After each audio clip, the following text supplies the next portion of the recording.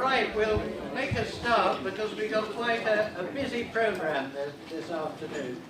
First of all, welcome. Thank you for coming to this meeting. It's a rather different audience than we sometimes have. A rather younger audience and a more diverse audience than we sometimes have.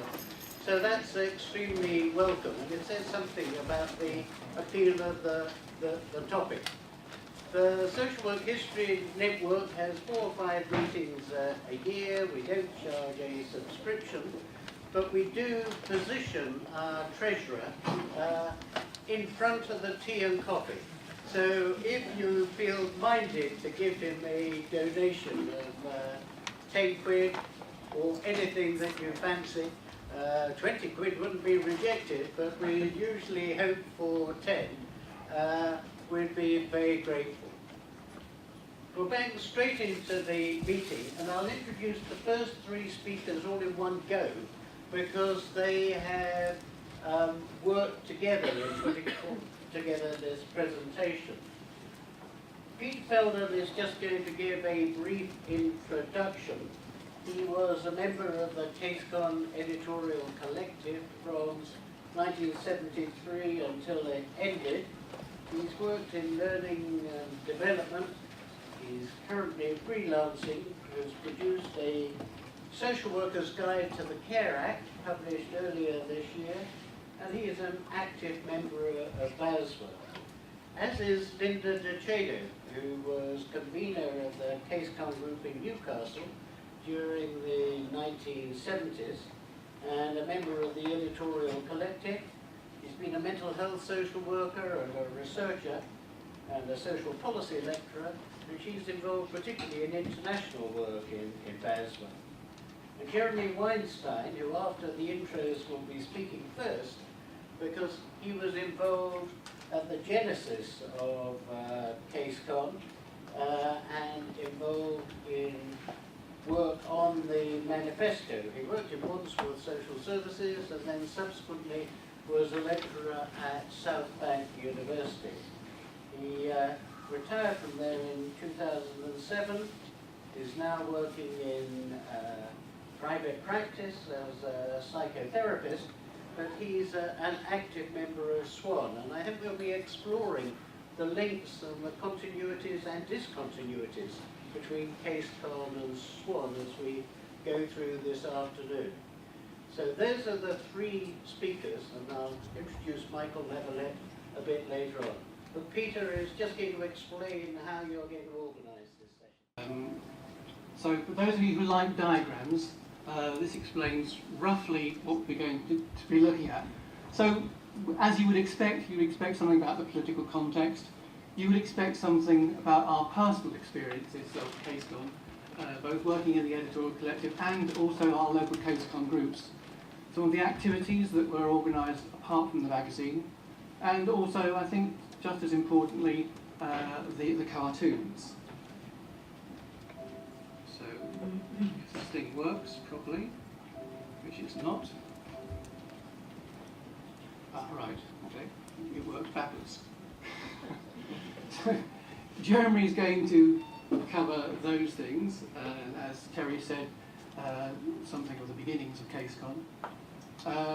That's what Linda's going to be doing, emphasising on her particular perspective and also covering the cartoons.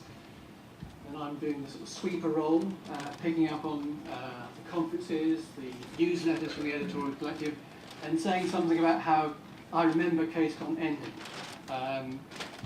And we're also, each of us, going to be talking a bit about how we became involved in CaseCon, and also our local CaseCon group. So, first of all, Jeremy.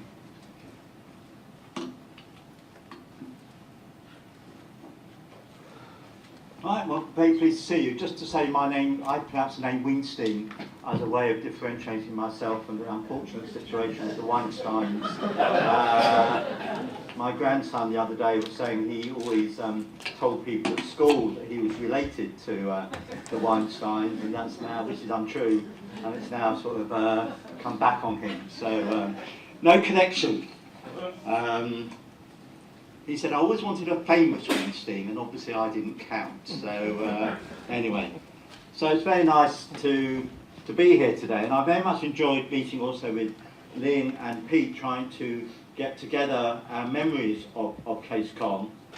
I'm also very pleased that it's going to be linked to SWAN, so we're not just doing a reminiscence group for some of us, as I look around the room of white hairs, for ageing lefties or ex-lefties talking about, reminiscing about what we did in the class war. It's about really trying to see what the links are between what was and what is. I'm still having active in SWAN, so I sort of hold both those, the Case Con that was and the SWAN that is. So just going back, I first saw issue 1 of Case Con back in June 1970. Sorry, can people hear me as well? Yeah. Magic, okay. When I was a social work student, it immediately resonated. I came from a political family. I had a father who was a Labour councillor. I'd been active in CND and then in university student politics, where I'd studied history and politics. So I was sort of a typical 68er. I fitted this identikit figure. A social services director in 1979, when he was right in the middle of the social work strikes, claimed that the strikes were completely down to radicals who had been sent into social work as sleepers, awaiting the day when they could emerge and the time was right for revolution. That was nonsense, of course. All the real revolutionaries were busy trying to get a job in Fords. Social work was seen as very much a soft option. I was far more part of that generation of well-meaning, idealistic, liberal lefties, what one writer termed runaways from commercialism. I think it's quite a nice phrase. On our social work course, we were introduced to texts like The Forgotten Englishman, which talked about how poverty, the prevailing idea at the time was that poverty had been abolished. So if anyone was in trouble, it was down to their individual problems, dysfunction, pathologies, etc. And he was challenging that from quite a sharp political perspective. At the same time, we were listening to being taught, I remember people at Halmus talked about social work as being post-political. We needed to take on a professional role in this post-Seabourn world, which promised us a proud, influential and progressive future, focused on preventative and community-based services. When Barbara Castle, then a minister and a radical icon, told the 1972 Basel Conference, "If we give you the bricks, you'll build us a new Jerusalem," there was a standing ovation for her. Back in the workplace, there was a less cosy atmosphere. This was a period of a combative working class, the Pentonville dockers released from prison, shipyards occupied to stop closures, a successful miners' strike, that's not a term we often use or remember, successful miners' strike. And in the community, not all communities, but certainly where I was in South London, there were tenants associations, squatters groups, claimants unions, and the mental patients union. Heady times. Into this world fell Case Con. And the very name Case Con was a swipe, both the idea of casework, which was seen as a sort of a Freudian light approach, a pseudoscience, and also a go at the idea of case conferences. Groups of professionals sitting around a room talking about, not with clients, and reducing structural and collective issues to the problem with an individual. In that case, case was a con, victim blaming, hence Case Con. So a very deliberate, provocative use of the word of title. That publication, so I haven't done any overheads, but the very first copy of Case Con which I saw had on its front page scenes, and the front page, anyone that's gone around trying to sell magazines or newspapers knows the importance of the front page, and the cartoon, which Lynn will be talking about later on, was really significant. The first edition had a very nuanced and sophisticated take on everything. It introduced scenes from a star-spangled social work show called Can You Cope, promising the lucky winner the chance to be smothered with attention by one of Britain's most progressive social work departments. The first contestant had 30 seconds to tell her problems without using the words housing, money or protest. Mrs. Inad breaks the rules by insisting that all she really needs is money. She gets a booby prize, moved down the Council House waiting list. And the final picture has her raising her fist and saying, "Fuck the system, shitface." So straight out of the counterculture there. You open the pages and there are articles from a claimants union saying SS stands for Social Security, article about the warfare state, one asks social worker, trade unionist, another asking if our clients were deviant, victims or rebels. In a cartoon, a youth says, "We've got rats." His friend replies, "Shit man, we've got social workers." The back page carries caricatures of a judge, policeman, teacher and social worker with the words, "Smash the forces of social control."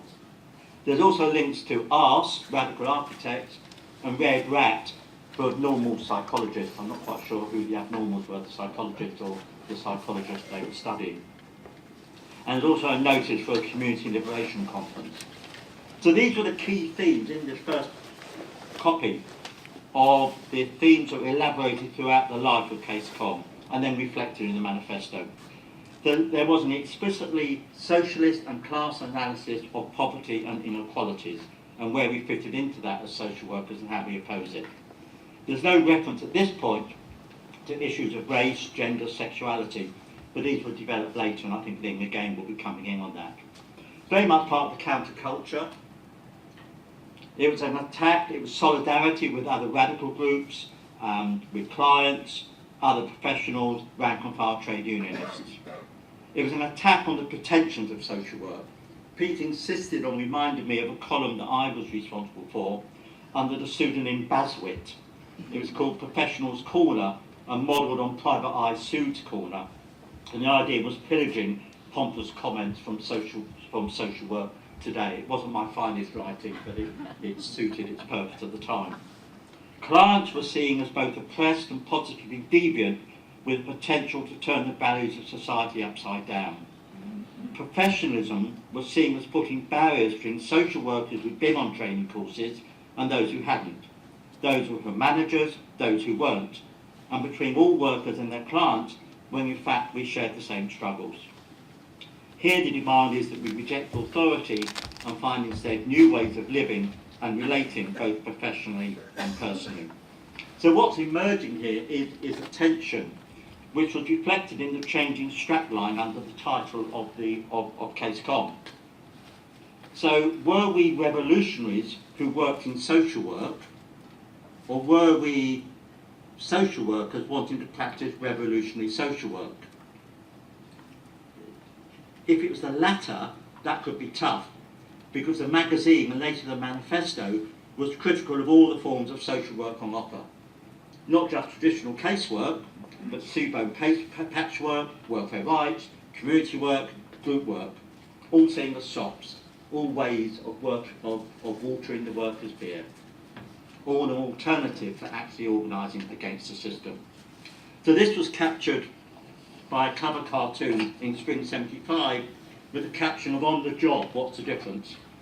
So here we've got two social workers, both men, and there were a lot of men in certainly representing Case Com. Again, I think Ling will come back on that. Two social workers. One is denim-clad, bearded, got pamphlets by Marx and Trotsky in the back pocket. The other is suited and bespectacled with a shoulder bag overflowing with magazines from the Tavistock and another titled Social Work Yesterday. Between them, a young man declares, "I don't care which of you puts me away."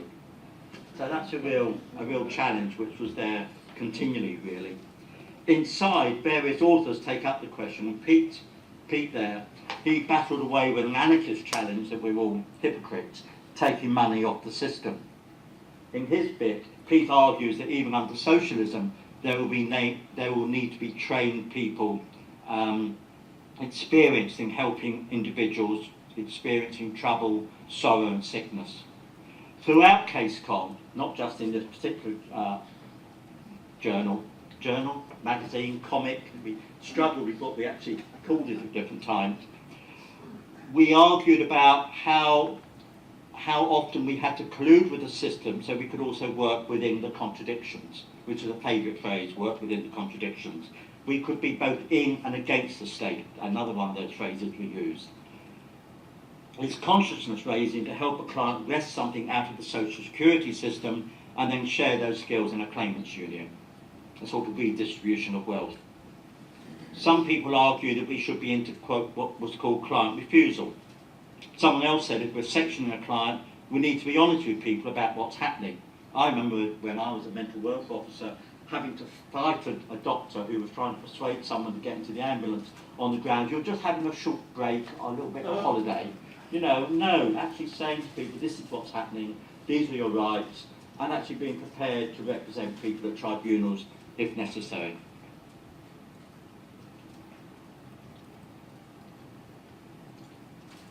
There was a real atmosphere within, I'm not saying all offices, but certainly with some offices, there was a sort of a spirit of the counterculture, of challenge, challenging the consensus.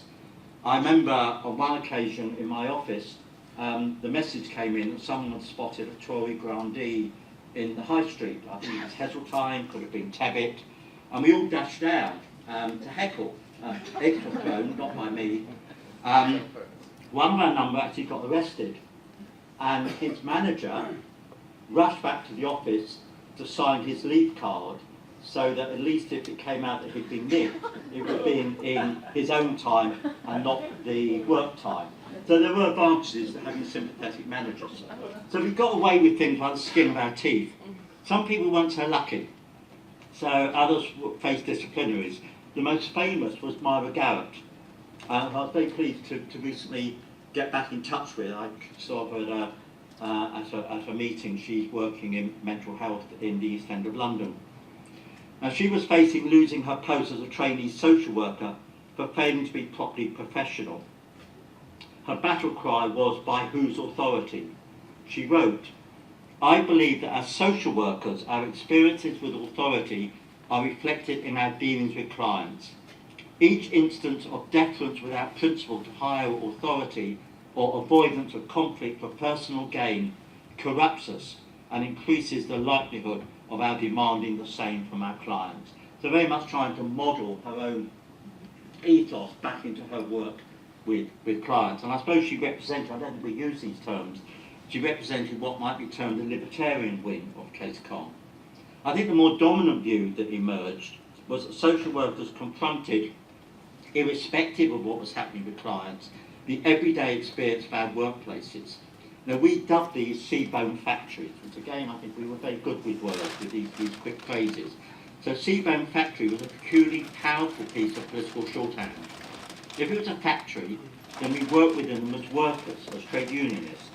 We protested against cuts, frozen posts, low pay, poor office accommodation. The director and area officer were not colleagues, all part of one big team, they were our bosses. We were workers, not martyrs, as the badge declared during the residential workers' strike of 1983. So we weren't going to have employers trying to exploit our sense of vocation and falling back on professional vocabulary that equated a social worker protest with, quote, acting out, and a social worker support for a client's position as collusion. With clients, the sorts of issues that most engaged us, and I think again Pete will be talking about this later, was homelessness and also Lynn, with squatters supported when they resisted the bailiffs. And at one point, I don't know whether it was apocryphal or actually happened, other people might have been there, at one point families were actually sheltered in a social work office to prevent their children being received into care. They rolled out their mattresses underneath the filing cabinets. A more modest example is when in my council we were sent a memo that we were not to refer clients to a women's refuge because they squatted clients. We carried on doing so and printed and denounced the memo in Case Con. So this brings us to the manifesto, which came out in 1974. I was on the editorial collective at the time. I don't recall any substantial disagreements.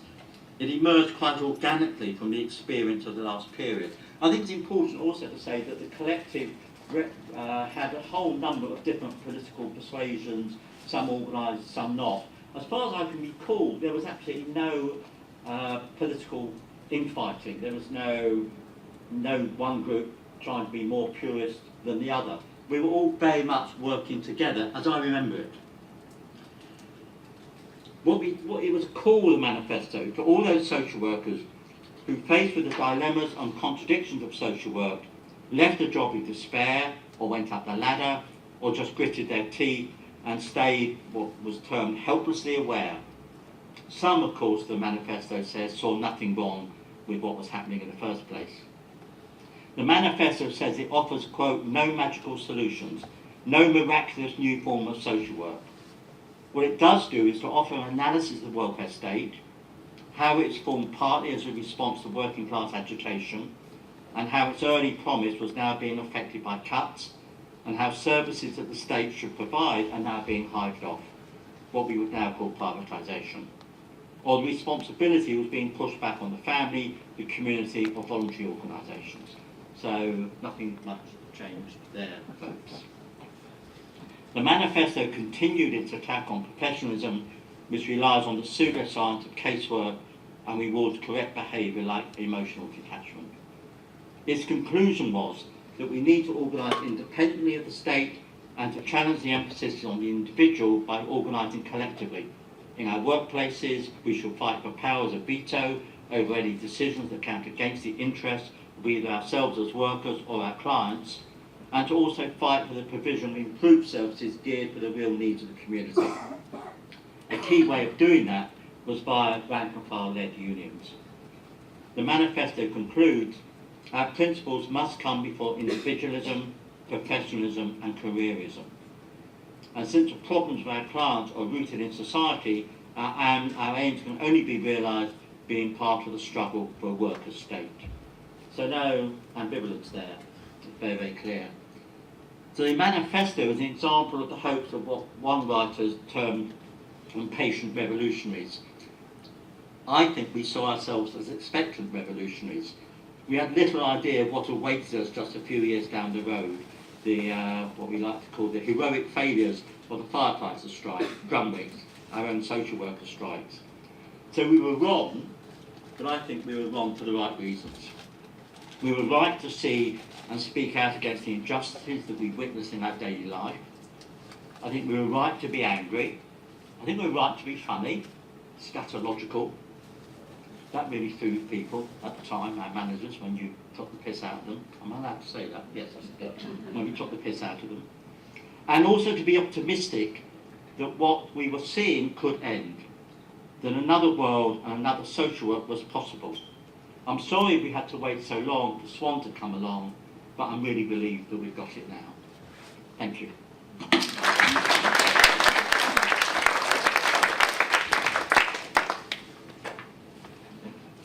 Okay, good afternoon. It's great to be here and to see so many people here.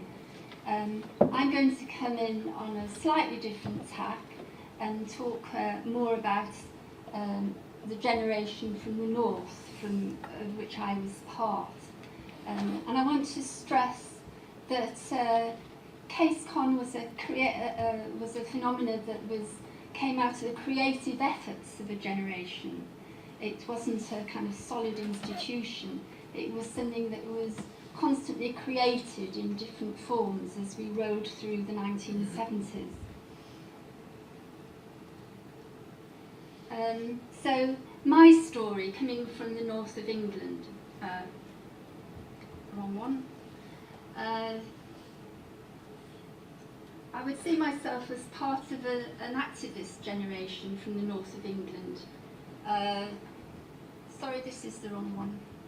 Going back. Yeah, I've got Is that it. the very end? No, this is the right one. I came from a community in the north with very stark class divisions. In the 1960s, many working class children were the first in their family to go to university, like myself. At my working class grammar school, all the girls took domestic science. We were all expected to take and had to take domestic science. None of us took science. And a lot of the girls left when they were 15 or 16-year-olds. When we arrived at 11, most of the students were girls. When we got to the sixth form, most of the students were boys. When we got into the sixth form, I told my headmaster that I'd like to go to university. And he said, I'm sorry, you can't apply to university. So I said, why? And he said, because you're a girl. He said, do you know of any girls from this school who've been to university? So I said, no. So he said, well, there you are. I want you to withdraw your application. So obviously I ignored him and took it as an excuse not to go to school anymore. And I worked in the local library with a friend, and we just went through the syllabus and got our A-levels and went to university. So I think before I got to university, I'd already identified as a socialist, and I was already obviously aware of sexism and discrimination. I joined the University Socialist Society as soon as I got there. I took part in the Siemens picket lines in the Siemens strike. I was involved in Vietnam demo, the student occupation, and the women's liberation movement. Now, I did my social work course at Newcastle-on-Tyne University and qualified in '72 after I'd been a trainee for a couple of years. And because we'd come off from university having been involved in student occupations and critiquing the education at universities, we very rapidly critiqued the social work courses. And we organised a conference on social work education between '72 and '73 for the whole of Newcastle. And then a director of social services came, and we had quite a big impact on what was taught on the social work course. We then convened regular case con meetings with members from local authorities all across the North East: Newcastle, Sunderland, Gateshead, South Shields, North Tyneside, etc. And we attended regional conferences in Leeds from 1973, and we had campaigns on unionisation, welfare rights, homelessness, and a campaign against the cuts, and we were part of the group that worked on course con. So one of our big campaigns was on homelessness in and around Tyneside, and this took place in 1974. And the point of all our meetings was to organise campaigns. So for example, on the homelessness campaign, we collected a lot of statistics from census data. We asked social workers in all the different local authorities to write up their experiences of working with homeless people and write about what the conditions were like in accommodation for homeless people. And we set up a conference that was going to which we invited directors of social services and housing, and we developed a local campaign. We also had a party to help us along, which was quite good fun.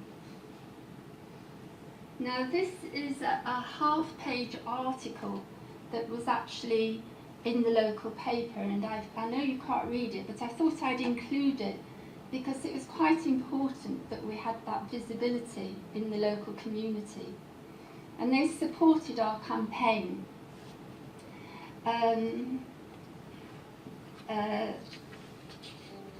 We described the dreadful conditions of the homeless accommodation, which was invariably in very dilapidated old workhouse provision.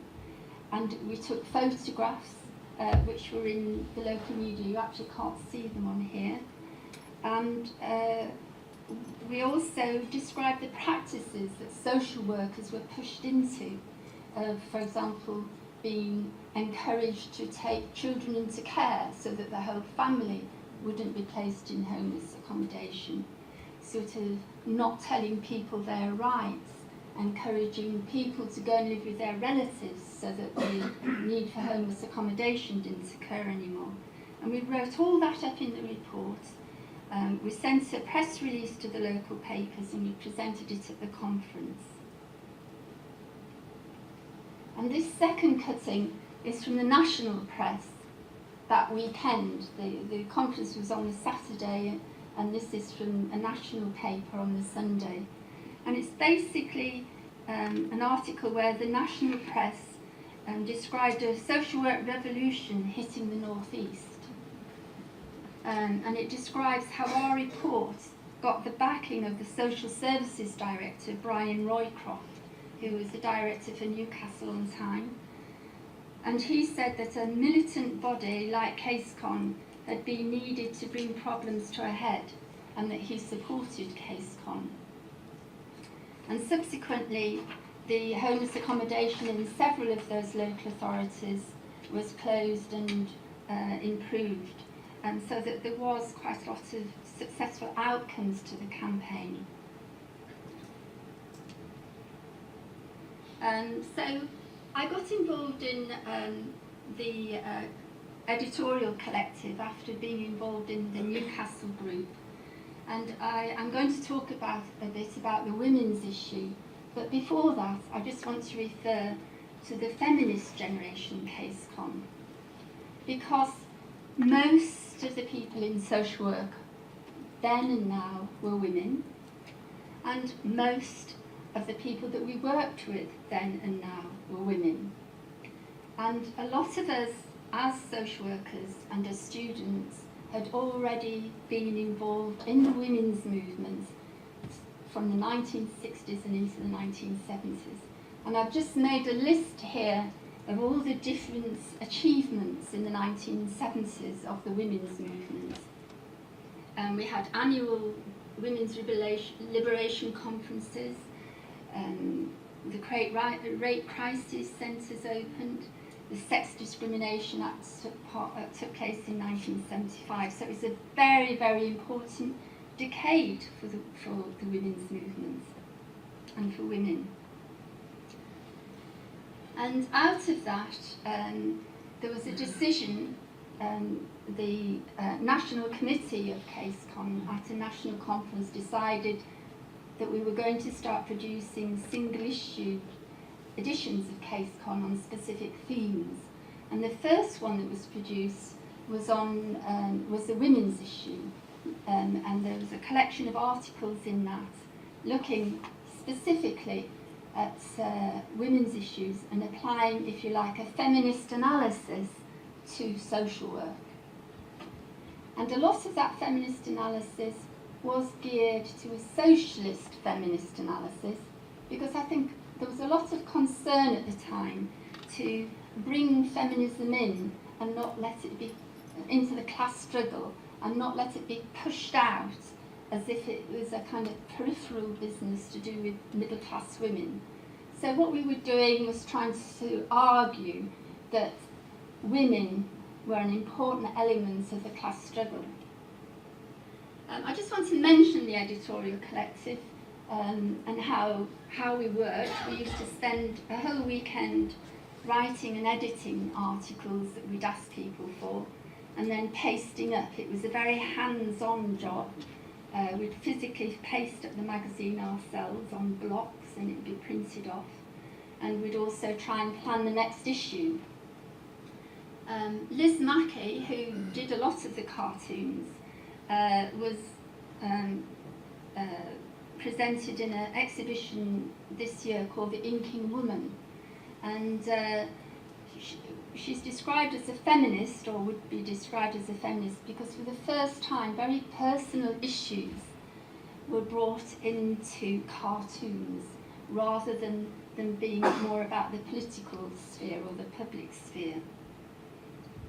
The editorial collective for the women's issue was a women's only editorial collective, and they actually wrote about what a positive experience that was, because they felt more confident meeting as a women's group. They also felt more able to articulate feminist thinking and develop ideas, and they recommended that all the CaseCon groups set up women's groups. And I've just put up a little quote from Liz Mackey. I've had an email correspondence with her recently, and she said the important thing isn't that I'm an artist, but that the cartoons grew so directly out of the discussions held by the great mix of women who put those issues together.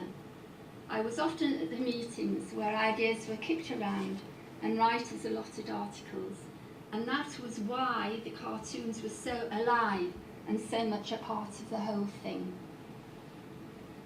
So So here we've got the first cartoon I wanted to look at with you, and I have put some.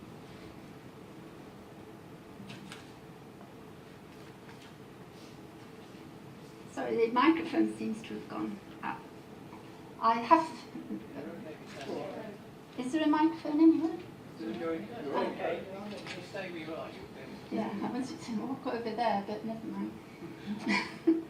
I can't point at things from here, but anyway. If we look at this cartoon, we see that it's a cartoon that politicises the personal space of the family. Okay? And if we look to the left, there's a sign saying Capitalist Developments Unlimited. Can you see that? Oh, good. At the centre is a tower block, which looks like a beehive or a factory. We can see into the apartments, and in each a woman is saying, "Why can't I cope like the others do? And what is wrong with me?" as they do their housework. In the top left-hand square is a woman with a coiffeur who looks quite well presented but dejected. But as we look across and down the rows of women, they become more and more dishevelled and like a stereotypical client. To the right of the cartoon, we can see a small social services building, and inside we can see a social work figure, similar to the coiffured woman at the top, saying, "Why can't I cope with an unanswered telephone and piles of files in front of her?" And a circle is drawn around the three objects, implying that they're interdependent. The cartoon relates very much to the content of the magazine and to an article by Angela Weir, which argues that women are isolated in the family and involved in the reproduction of labour power for capitalism and a part of the class struggle. Social workers share this capitalist reproduction of labour by caseworking women clients, and they're also reproducing labour power in their own families. So social workers themselves share their oppression with women clients. So in the women's issue, Angela Weir argues for collective action for state services, such as nurseries, to cover the costs of reproduction. The humour of the cartoon lies in the truth that the isolated women don't realise that everyone else is having the same experience. And this recognition through laughter can be transfigurative as women share the experience, and the irony that the social worker from the local Seaburn office is in the same situation as the clients and also contributing to their distress. So a major point of the women's issue is that women social workers share oppression with their women clients and are connected in the class struggle. The next cartoon is difficult to look at, but I'll do my best. It illustrates an article by Myra Garrett in the women's issue. And it illustrates her argument that when women work outside the home, they do women's work, such as social work. And it notes that most social workers are women. And it also supports, this cartoon strip supports Liz Wilson's argument for a non-sexist casework to help women with their own needs rather than persuading them to stay and serve in the family. The cartoon strip tells the story of a woman social worker, and it uses a mask as a device to illustrate that she shares her experiences with her clients. And this is the same woman from the Seaburn office next to the tower block from the cover cartoon. The animation starts when we look into a bedroom and see a figure in bed waking to an alarm clock. Next, we see a dishevelled woman eating breakfast, and the caption identifies her as the social worker. Next, she enters the bathroom. and sadly takes a mask that has a smile, makeup and coiffure off the coat hanger and puts it on. This refers to putting your face on through makeup before going to work. She stands at the front door, apparently now a bright, smiling professional, opening the door to a bright, sunny day. We see her smiling brightly as she drives to work at her Seabourn office next to the Tower block. At work, she admonishes 3 dishevelled and weeping women from the Tower block, who in the cover we saw as isolated and feeling they couldn't cope, and asking, "What is wrong with me?" At the end of the day, the social worker drives home, her mask still smiling brightly, and in the final frame, the social worker sits slumped in a chair with the dishevelled appearance of her clients, surrounded by unwashed dishes, looking up at the mass. The humour lies in her oppression from her casework, which is reproducing labour power, and her oppression by the mass, so that she shares the same experience as her clients. In this comic humour, we're not laughing at her alone, but at ourselves. Laughing at ourselves can be a transformative experience. We get a new awareness of truth through laughter when we realise that we are behaving like the person in the cartoon. The next cartoon is a satirical cartoon where we see a male glove puppet called, with the Director of Social Services written on him. And it's controlled by the hand of a suited man, who I suggest is a capitalist. The puppet holds out some strings that control 2 dolls, one a social worker who lifts her head and smiles at him, at the director. The social work doll pulls the strings of a client doll, who hangs looking dejected. So we see the hand of the capitalist controls the puppet, who pulls the strings of the social worker, who pulls the strings of the woman clients. The cartoon refers to articles in the women's issue that most of the new managerial directors in the new Seabourn departments are men, and that there is now a household model of relations in the social work profession that mirror the household relations in the family, where the man is the head of the household. This smooth-headed director from the puppet appears in the next cartoon, which is on the cover, next feminist cover, if you like, which is on the cover of the community work issue.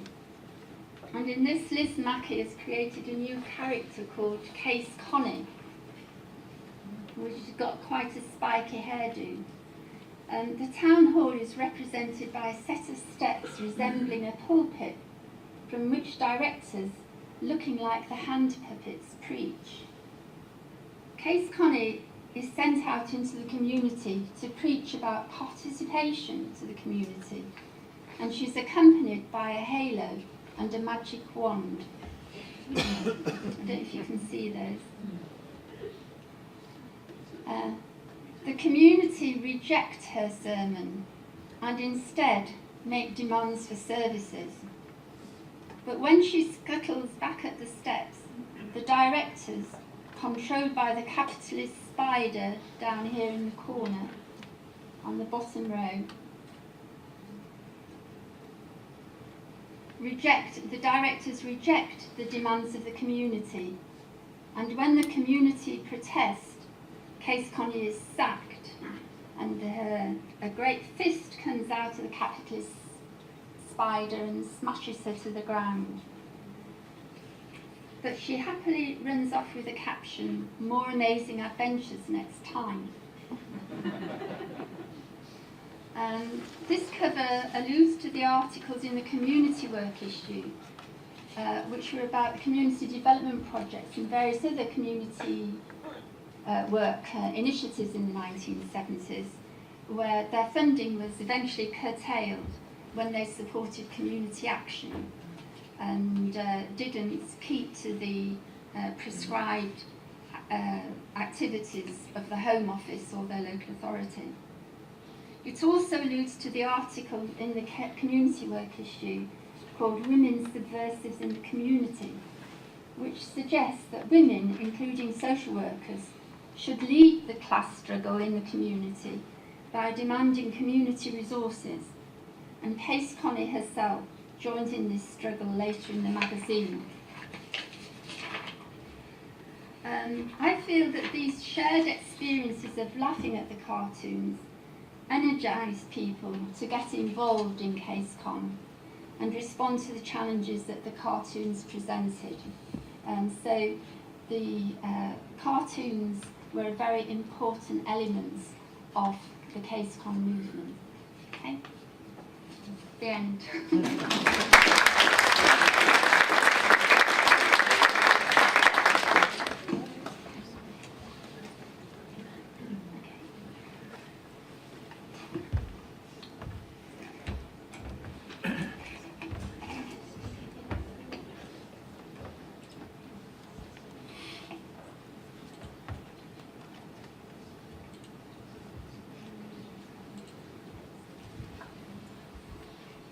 Okay, so then finally part of our three-part presentation, this is what I'm going to do, talk about my local group in London Borough of Waltham Forest, a bit about the conferences that CaseCon organised and the newsletters that were sent out between magazines, and also I'll talk a bit about how CaseCon ended. So my involvement in CaseCon was, my first conference was when I was a trainee social worker in Waltham Forest. Then Waltham Forest CaseCon was firmly established by the time I returned from training, and then shortly after that I joined the editorial collective and remained a member until it ended in 1977. So there's the interesting things about Waltham Forest CaseCon. When I went to get things out of the loft, I found a load of broadsheets that were sent out in the period 73 to 74. I think that they ended in 74, or unless I haven't got a complete copy from another colleague from Waltham Forest CaseCon. I think the bulletins probably ended then because Waltham Forest CaseCon had become Waltham Forest Now Go Action Group, but more of that transition later. So just to give you some quotes, some illustrations from the bulletins that came out. So you can see there's a mixture of local issues in the community, exploring what radical social work meant, information, simple information about developments in the local social services department, concerns about pay and conditions, and also the reference there to Welfare United was a social work football team, and in fact there were 3 members of myself and 2 at the back who played for Welfare United.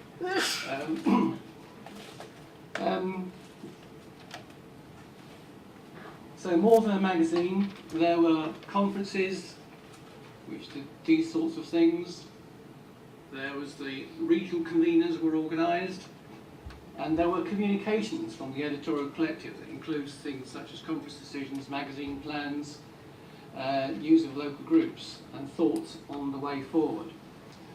So what I'm going to present now is some illustrations from conferences, conference material, and from the bulletin that went out from the editorial collective. And I'm going to do them more or less in chronological order. So firstly, going forwards, a conference that took place in April 1972. This was what was on the programme. So the use of that term, the Seabone Factory. Was anybody? I was there as a trainee social. Anybody else here who was there at that conference in April 1972? Anybody else? Thank you, Jeremy was. Members of the editorial collective. Anybody who wasn't a member of the editorial collective remember being there in April 1972?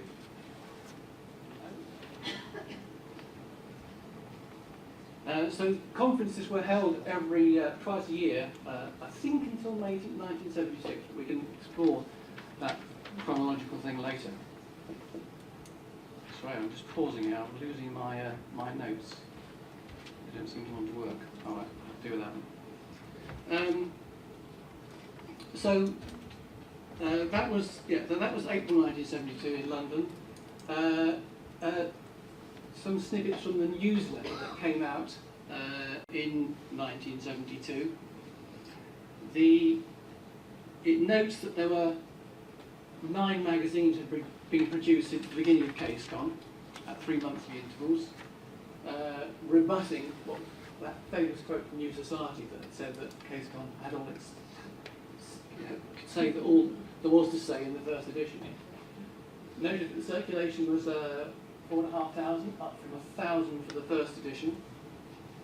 And it notes the local groups and outlines what they were involved in.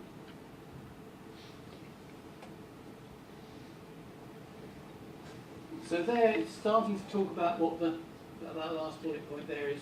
What the can you read that in the back?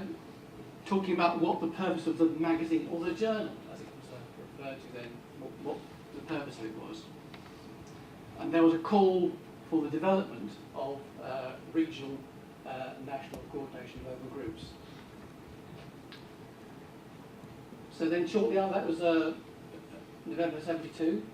The newsletter came out 3 or 4 months later, talking about the regional conveners meeting. They had been convened.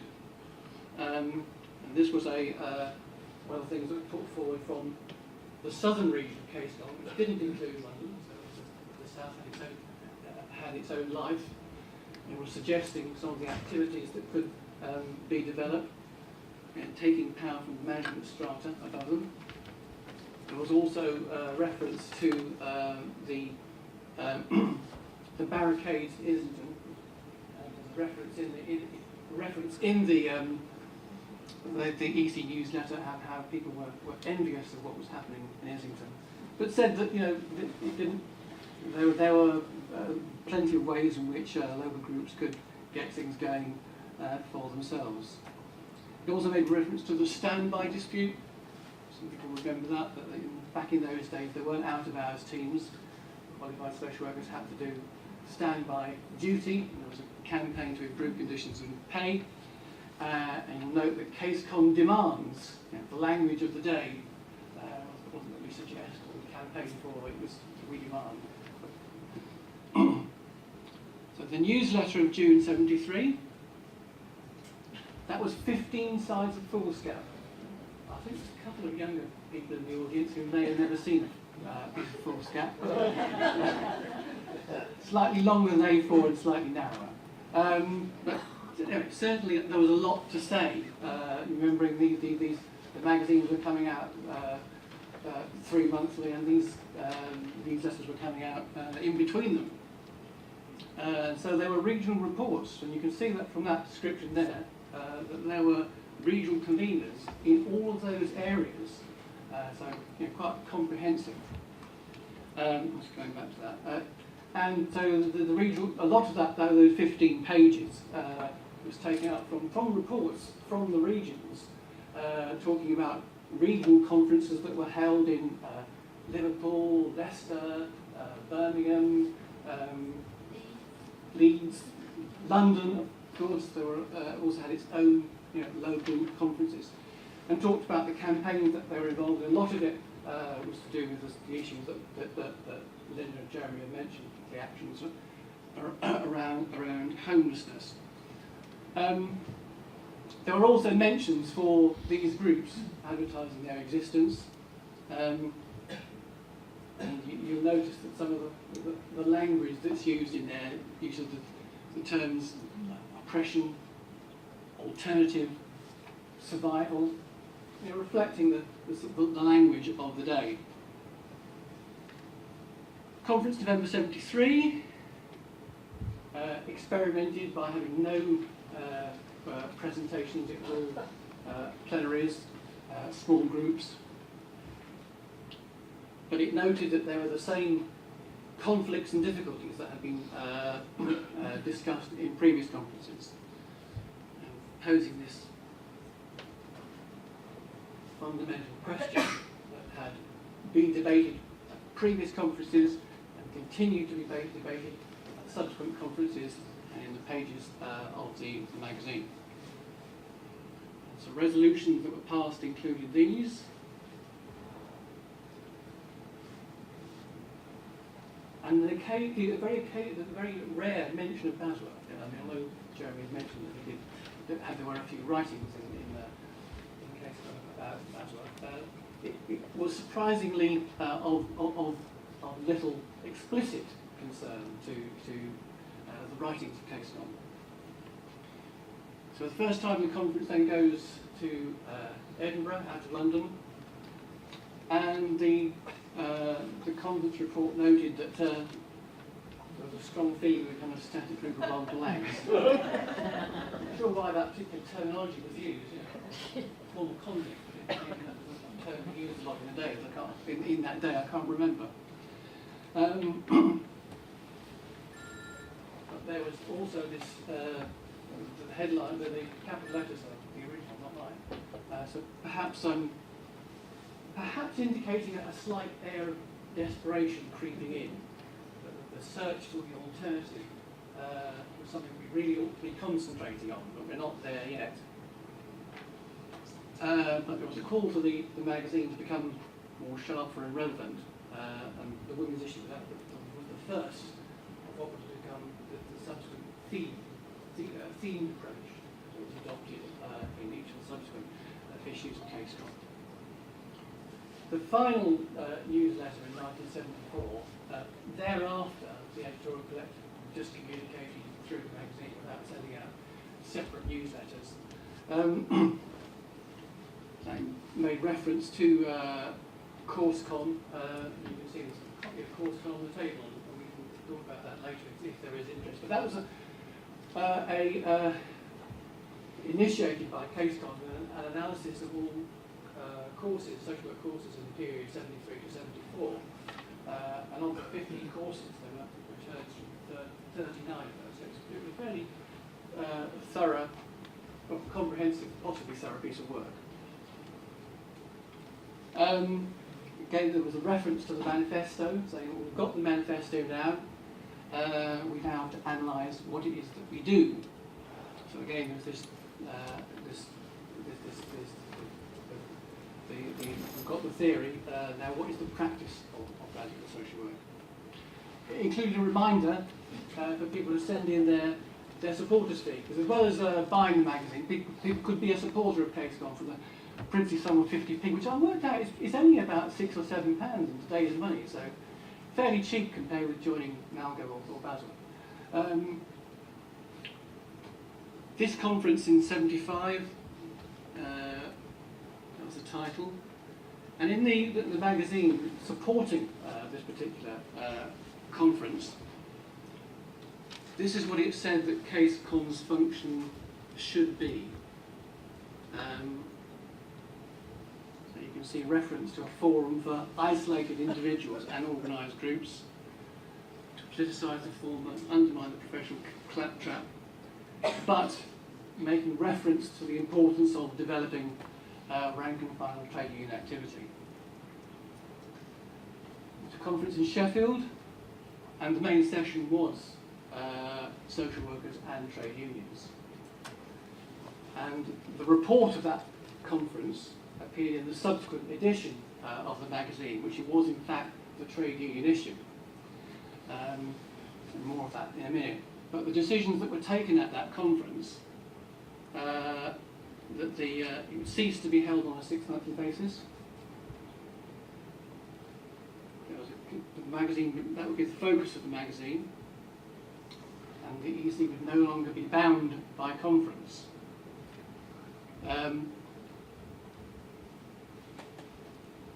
And the rationale was that there was now no longer the need for the form of organisation that existed at the beginning of CaseCon.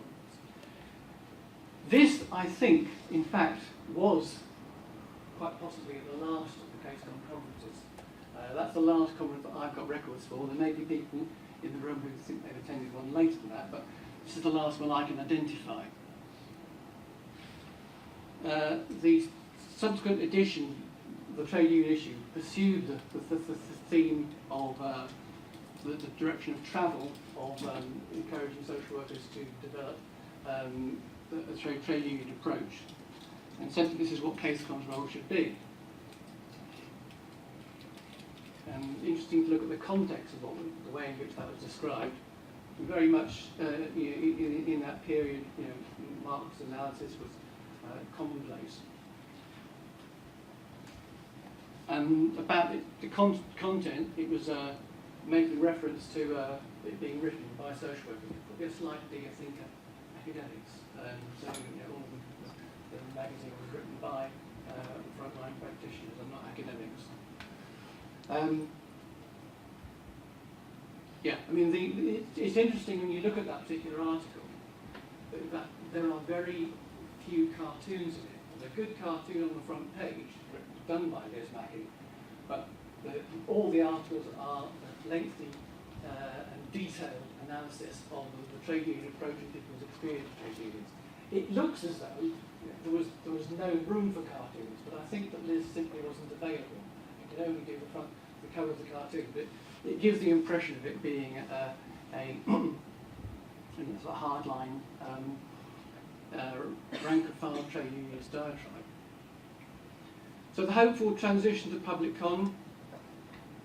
Well, the final issue, autumn '77.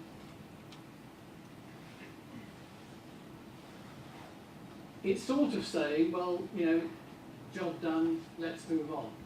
But was that really the case that all those things had been achieved, or was it simply rationalisation? It was proposed that public con have a wider brief, that it would do the sorts of things that case con did, but with an audience for people who worked in the welfare state. There was a poor. I recall there being a poor. That was the key factor.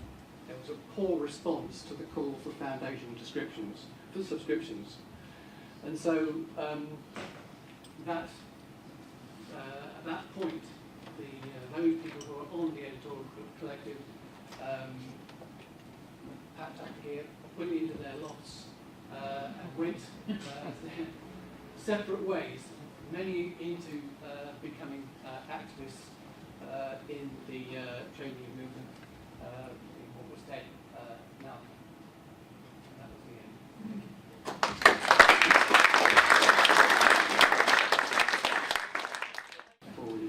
Can I then introduce Michael Lavalette? Michael's professor at Liverpool University, head of the School of Social Sciences there, and he's one of the co-founders with Ian Ferguson of the Social Work Manifesto for a New Engaged Practice, which was the forerunner of SWAN. Michael. Okay, well, first of all, thanks very much for inviting me. I think it's a really great afternoon, and to try and draw the connections and the differences between Case Con and SWAN and how we've moved these things on. I wanted to start off before I get to my first slide because part, I suppose, of one of the things we might want to think about is about 10 years ago I was at a conference in Europe, and a very esteemed European professor of social work told me that actually radical social work in Case Con was a bit of an aberration. It was a 7-year wonder in perhaps 3 countries of the world and really wasn't part of the social work tradition. So it was America, Australia, Britain. It was 70 to 77. And I suppose one of the things that I want to argue today is that I want to challenge that completely. I want to challenge it because I think that showed a remarkable Eurocentrism, because actually we can discover lots of radical social work practices beyond the shores of Europe and Australia. For me, most importantly, is the whole reconceptualisation movement which took place in Latin America after the 60s and the 70s, which was fantastically vibrant, which drew on the work of people like Paulo Freire, and was actually smashed by the growth of the totalitarian regimes in Latin America, when many social work activists found themselves imprisoned and slaughtered. And so we write these people out of history if we think that that is all it was about. But I also want to argue that actually there has always been a radical kernel within social work. And in part that seems to me to be part of what we might call the material roots of radical social work are in the very nature of the social work project itself. So wherever we think social work starts, so if we want to go back to the 1880s, or if we want to go back to the 1890s, if we want to go back to 1869, it's sometimes funny, I always think when people want to say that the Charity Organisation Society was the roots of social work as if it was some nice organisation, and I always read about it and think what a bloody horrible organisation that really was. But anyway, whether we go back to 1869, 1880s, 1890s, we want to go to the turn of the century, at each point there are social workers who, despite what they're taught often, or whose direct experiences of working with some of the poorest and the most marginalised communities in our society, have to confront inequality, have to confront poverty, and then start to question the very nature of the society in which we live. And so the material roots of social work and the conflicts around what social work is, both its caring role and its controlling role, create a space within which radical ideas develop. So I think that more than Case Con and SWAN, from the very beginning of social work, there has always been a radical kernel. There have always been radicals. And one of the things that we've tried to do in the journal Critical and Radical Social Work is have a section. So every edition of the journal, we have had a radical pioneer, in which we've tried to reclaim for history, for our traditions, radical pioneers which are people who have been lost from the social work history books, who don't appear in the social work history books. Most recently, because I mentioned there's a few people who were here at Basel Conference, and I mentioned this at the Basel Conference, but in the most recent edition of that, we've got a claim that Sylvia Pankhurst has got important things to say to social workers. I'm not going to go any more about that. Read the journal if you want to find out more about that, but there's a whole number of people that take us all the way back. So that's one of the things that I wanted to start off by saying. And it seems to me that when we think about that radical process, I wanted to just take us through some of these things first of all before I get on to SWAN itself. So first of all, it seems to me that the radical approaches to social work are rooted in the conflict over what social work is. When I get my students in, one of the first things we do with my students is that we get the international definition of social work, and we say, so what is social work about? And you'll be amazed how many of them say, look, it's about social work, it's for social justice, and of course that's there in the definition. And the next line of the definition starts to talk about it being state institutional activity. It's about regulating policy and its implementation. So within the international definition, there are all sorts of views about what social work is about, and social work always has been a reflection of those contradictions. That contradiction is based on that care-control dynamic, and that care-control dynamic takes place in the context within both national and local policy. These are the sort of general parameters that takes place in. Then there's the reality of what social work itself is like. So, as the previous three speakers have said, is this a profession of street-level bureaucrats with a huge amount of autonomy to make decisions that are beneficial to those that we work with? Or do we work within seaborne factories, controlled and regulated by our bosses, narrowing down what we can do? How does the balance between these two things, how has that shifted and changed over the last 20 and 30 years as we have gone through transformations in the welfare state itself? If we are in seaborne factories, then are we trade unionists? If we are street-level bureaucrats with a huge vibrancy and ability to meet people's needs in different ways, then are we professionals?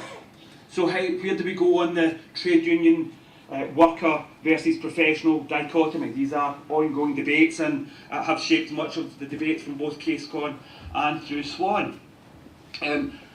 That takes then place in the context of social workers working with the poorest, the most marginalised and the most oppressed within society. That is the case whether we were in the 70s with Case Con, that remains the case for social workers today.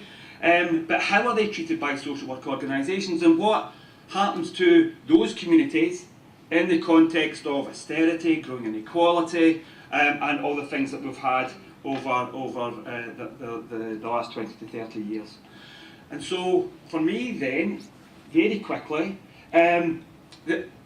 it's more helpful for me, I think, to think about social work as being contested along this line that I've put up here in the bottom, which is that in terms of the various routes, if you think about the routes that talk about the Charity Organisation Society, there always has been a very conservative theme within some social work practices. And there are some social workers who are very conservative. There is, unfortunately, a completely horrible history of social work, as well as a very positive history of social work.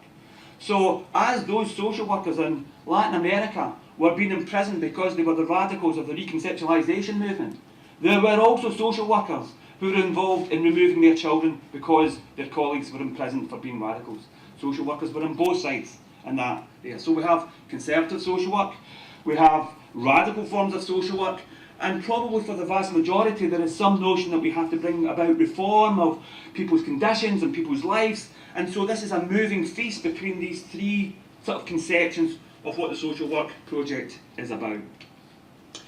So, there's an awful lot here. I'm not going to go through this, but this was just to give us some immediate context, because obviously we went from CaseCon, and then by 76, 77, there is the National Social Work Strike, and then we go into the horrors of what 1979 brings us. And of course there's the Thatcher governments, the three Thatcher governments roll out their attack on first the trade unions and then the welfare systems, and by 1987, the election of 1987, the real focus on the welfare state and welfare system. Social work itself is stigmatised and attacked as that process goes on. It's not ancient history, but there is, for example, when there's the growth, when there's a move towards DIPSWA, there is all the debates that take round around paper 30, for example. So there's the positive side, that social work organisations saying that we must recognise that social work takes place in an institutionally racist society, that we have to consider the impact of oppression and racism in people's lives. This is under Thatcher government. This is the Regulate. This is the education regulating body of social work who's saying this. That causes an almighty row in which social workers are castigated in the papers. We are politically correct, in which various things that then happen in social work, the deaths of various different children, are held up to see that this is what happens when political correctness goes mad. So, as the 70s and CaseCon finishes, we go through the 80s and the early 90s in which social work organisation declines. Jeremy, Linda didn't mention, but one of the interesting things about CaseCon was that if we were to look at Nalgo and look at many of their shop stewards in the 70s, many of their shop stewards were social workers. But what we saw by the 1980s was not only the rolling back of trade unionism, but trade unionism within social work, and that is a long-term trend that has continued. And so activist social work was really pushed into the margins. And then in 1987, apparently things could only get better.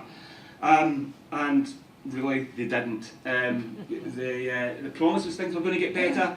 The first 2 years of that Labour government, remember, Brown and Blair said that they would stick to conservative spending limits, so there was no significant changes at that point. We had Columbia, we had promises of education. Remember, it was Labour that was the first government to bring in fees for students. We had the NHS Plan of 2000, which increases internal marketisation within the NHS and its rollout and consequences for community care and adult services and local authorities. And then we had Tony Blair in 1999 saying to British Venture Capitalist Association that he was still scarred. He had the scars on his back from years of trying to reform the public sector. It's just worth remembering some of these things, because this was part of their assault in which we saw the huge increase on managerialism in all local government services and within the health service, and the impact that had on people's jobs.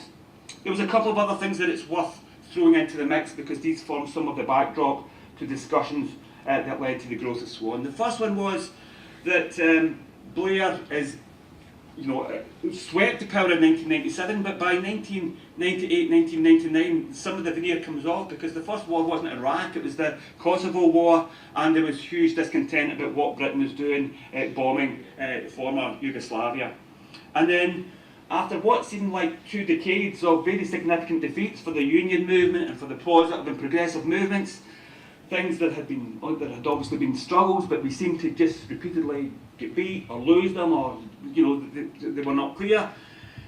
In 1999, there was the birth of what's sometimes called the global justice or the global anti-capitalist movement, and it took place in Seattle. And from our point of view, it was very, very significant because for the first time, really, I mean, it was small by present day numbers, but there were about 50 to 60,000 protesters outside the World Trade Organization. But what was important about it was it brought trade unionists with environmental activists and feminist groups and NGOs all came together in a way in which we hadn't been for some considerable time.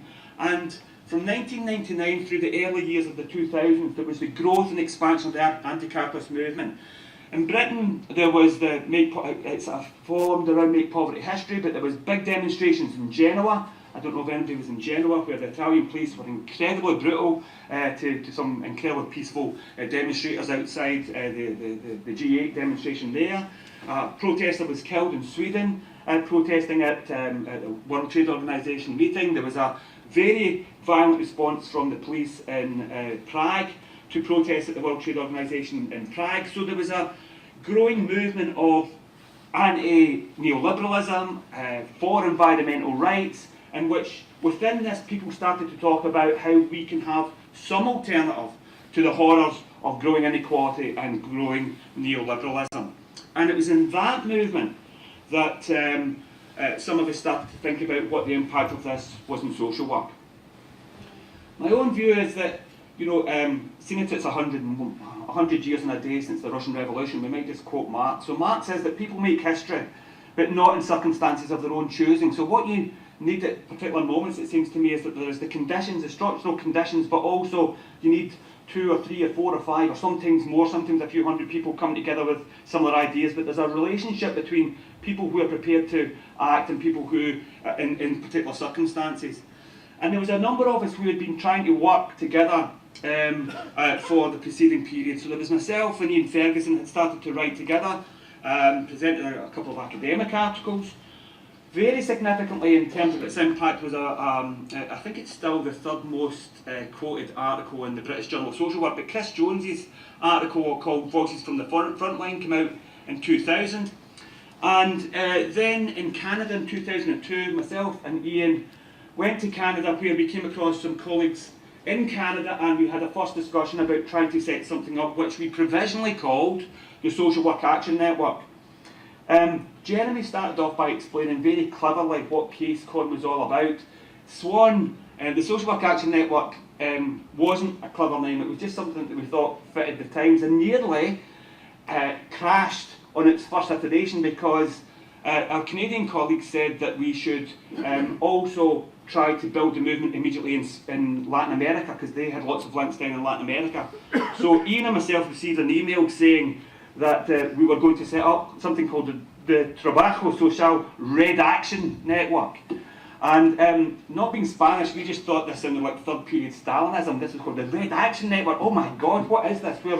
So our Spanish wasn't very good because red is network in Spanish and we didn't realise that. So we nearly had the car crash at the very start there.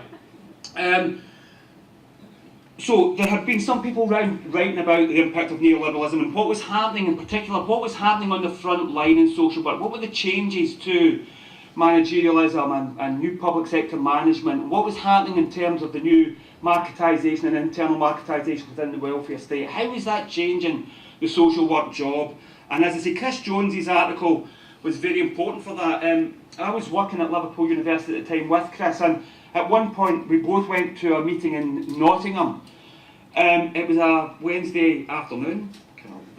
It was an academic paper presentation, so probably more formal than this.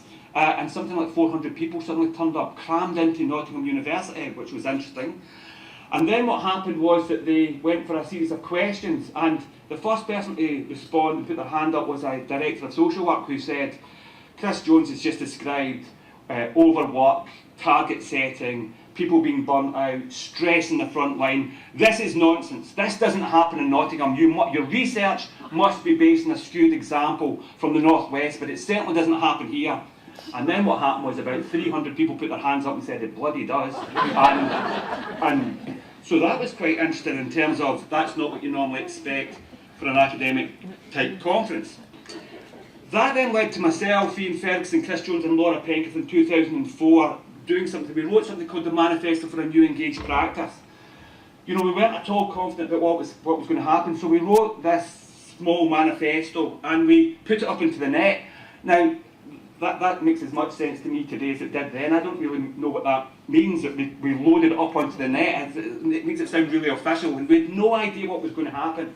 Except it was hosted at Liverpool University and people could sign up to it, which we didn't know whether people would. But actually within 6 months, 1,000 people had signed up to it. The problem is that because we hadn't planned this properly, each one of them sent an email to me individually asking me to sign up. So I'm afraid that's lost in the history of time because I couldn't quite cope with that level of organisation. Anyway, so we put that up and then we decided that we would try and run a meeting around the themes of the manifesto. And so, again, without really thinking about it, Ian Ferguson said, well, let's have the first one in Glasgow. You and Chris can come up. So me and Chris Jones got in a car and drove to Glasgow. And as we were halfway driving up through the snow, we realised that we were having a meeting 3 days before Christmas on what's the future of social work. And we probably thought this wasn't going to be a very well-attended meeting, especially as it started at 6:30 at night, and so it was the start of the Christmas holidays. And actually 60 people came in a horrible night in Glasgow a few days before Christmas. And we had the same story. So Chris told the story of his research, we told the story of the manifesto, and then it was almost like a public space had been created for people to let off the, and we called that meeting I Didn't Come Into Social Work for This. And what we found, and what we started to find as we rolled that meeting around the country, was that title, I Didn't Come Into Social Work for That, connected with people. Because, it's the same when I have my students today. When people come into social work, what they think they're coming to do is, however badly they think they're coming to help people in some way. But yet they find themselves, so they were saying that what they do is that they find themselves increasingly regulating, controlled by computers. We had stories about when you turn your computer on in the morning, it tells you what you're allowed to do before you're allowed to see service users. That whole managerial process meant that people were increasingly stressed by the work, by the volume of work, but also stressed by what we now call ethical stress. In other words, that they suddenly realised that this isn't what they think social work should be about. Social work can be incredibly positive, and yet the job and the task, increasingly the technical task of social work and the technical task of moving people around, is not what they think social work is about, and that increases their disconnect from the profession or from the job of what they think it's all about. The third thing that we then did was that Chris Jones then decided to take early retirement, and we thought that we thought we should have a national conference around these themes, but we weren't confident enough to just hold a radical social work conference because we didn't know who would come. So Chris retiring was the perfect excuse. So we thought that we might get people there who might think, oh, I remember Chris Jones from the old days, or this is the final end of Case Scotty type sort of stuff, but no more, or whatever it was. And we tried to advertise it as both, is there a future for a more radical engaged social work, and this marks Chris Jones' retirement, and what would happen. We probably thought we'd have 50 to 100 people. It was a weekend conference. It was absolutely full out. The room took 265, and we had 265, actually more than that, but don't tell Liverpool University. Risk assessments weren't quite as strict in 2006 as they are today. So it was a very, very busy conference. And at the very end of that conference, we sort of thought, well, we've got all these people together, we need to do something. And so, I know some people were there, Marie was there, there was lots of colleagues who were there. And at the end of that conference, we put it to the conference that we should set something up called the Social Work Action Network, and that we should reconvene as a conference in 2007, and that we should start to form ourselves into some sort of network. And that's basically how it started. It reflected sort of a lack of confidence, but a set of ideas. And part of what we always wanted to do was to have an ideological debate, so we wanted to put radical ideas into the Social Work Academy, into debates about the nature of social work and welfare, but we were very clear from the start that we were an action network, and so therefore it was also about campaigning and engaging in anti-austerity, anti-neoliberal, anti-war settlements as those things took place. So these are some of the early joiners, but the interesting thing about this is that the early joiners are social workers, practitioners, social work students, social work academics, service users and service user organisations. So SWAN badges itself as a network of academics, practitioners, service users, students, and all those involved in social work. One of the things that we probably regret slightly is that because we just jumped into calling ourselves SWAN, there are a whole range of social work people, or people who are involved in social work projects, who think it's not quite for them. So support workers, and we wanted to argue that these people should be part of SWAN as well. But by that time we had stuck by the name. The conference runs every year, and it has run every year since. The conference is usually about 300 strong. The biggest have been about 450 strong. Each year the conference is a series of workshops and plenaries. So again, really similar to CaseCon, there are plenary discussions with lots of time for debate from the floor. So we usually have 3 speakers speaking for 10 minutes each, then 40 minutes of open discussion from the floor in the plenaries, then a sum up, and workshop sessions. And at the end of the conference we elect a steering committee for the following year, and they are accountable to conference in that way. But as an action network, and we hold, I hope there's nobody who really holds on to Mao, because if people knew this was Mao I would stop using it, but we use a phrase which is actually from Mao, but nobody who's a Maoist, which says, let 1,000 flowers bloom.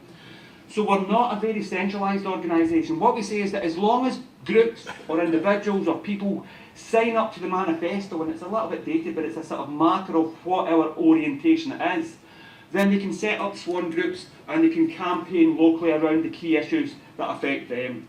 So historically, I've just thrown in some, but in Scotland there's been long campaigns around refugees, not just in the last 2 years, but that's been an ongoing campaign that Scottish SWAN have been involved in. In Liverpool, we've had long campaigns around defence of mental health daycare centres. In Bristol, they had a very successful, though small campaign, but a very successful campaign because of outsourcing. The local authority had given a contract to get kids with special needs to school by a taxi company, but that taxi company was owned by a Nazi, and we ran a campaign to make sure that they should not be using that company, and that was successful. We actually stopped that. In Norwich, it was a campaign around daycare centres, but we've been going for over 10 years. There are a range of campaigns that people pick up and run with in their local areas. It's not centralised. What we ask is that local group send a representative to the steering committee, feed it in so that people know, and it may be that there are other groups around the country who can pick up and run with those types of things. So it's practice, but it's the combination of theory and practice. So we have the SWAN conferences, that's where they've been. We have had a whole number of books that have been brought out, specifically with Policy Press, but not just with those. And those are trying to make the link between the history of radical social work. It's been done by edited collections, by manuscripts that look at both radical social work in Britain and internationally, what the key problems facing social work today is. We've gone for some pamphlets. So after the debate around Baby P, we had a booklet come out in defence of social work around the Baby P stuff.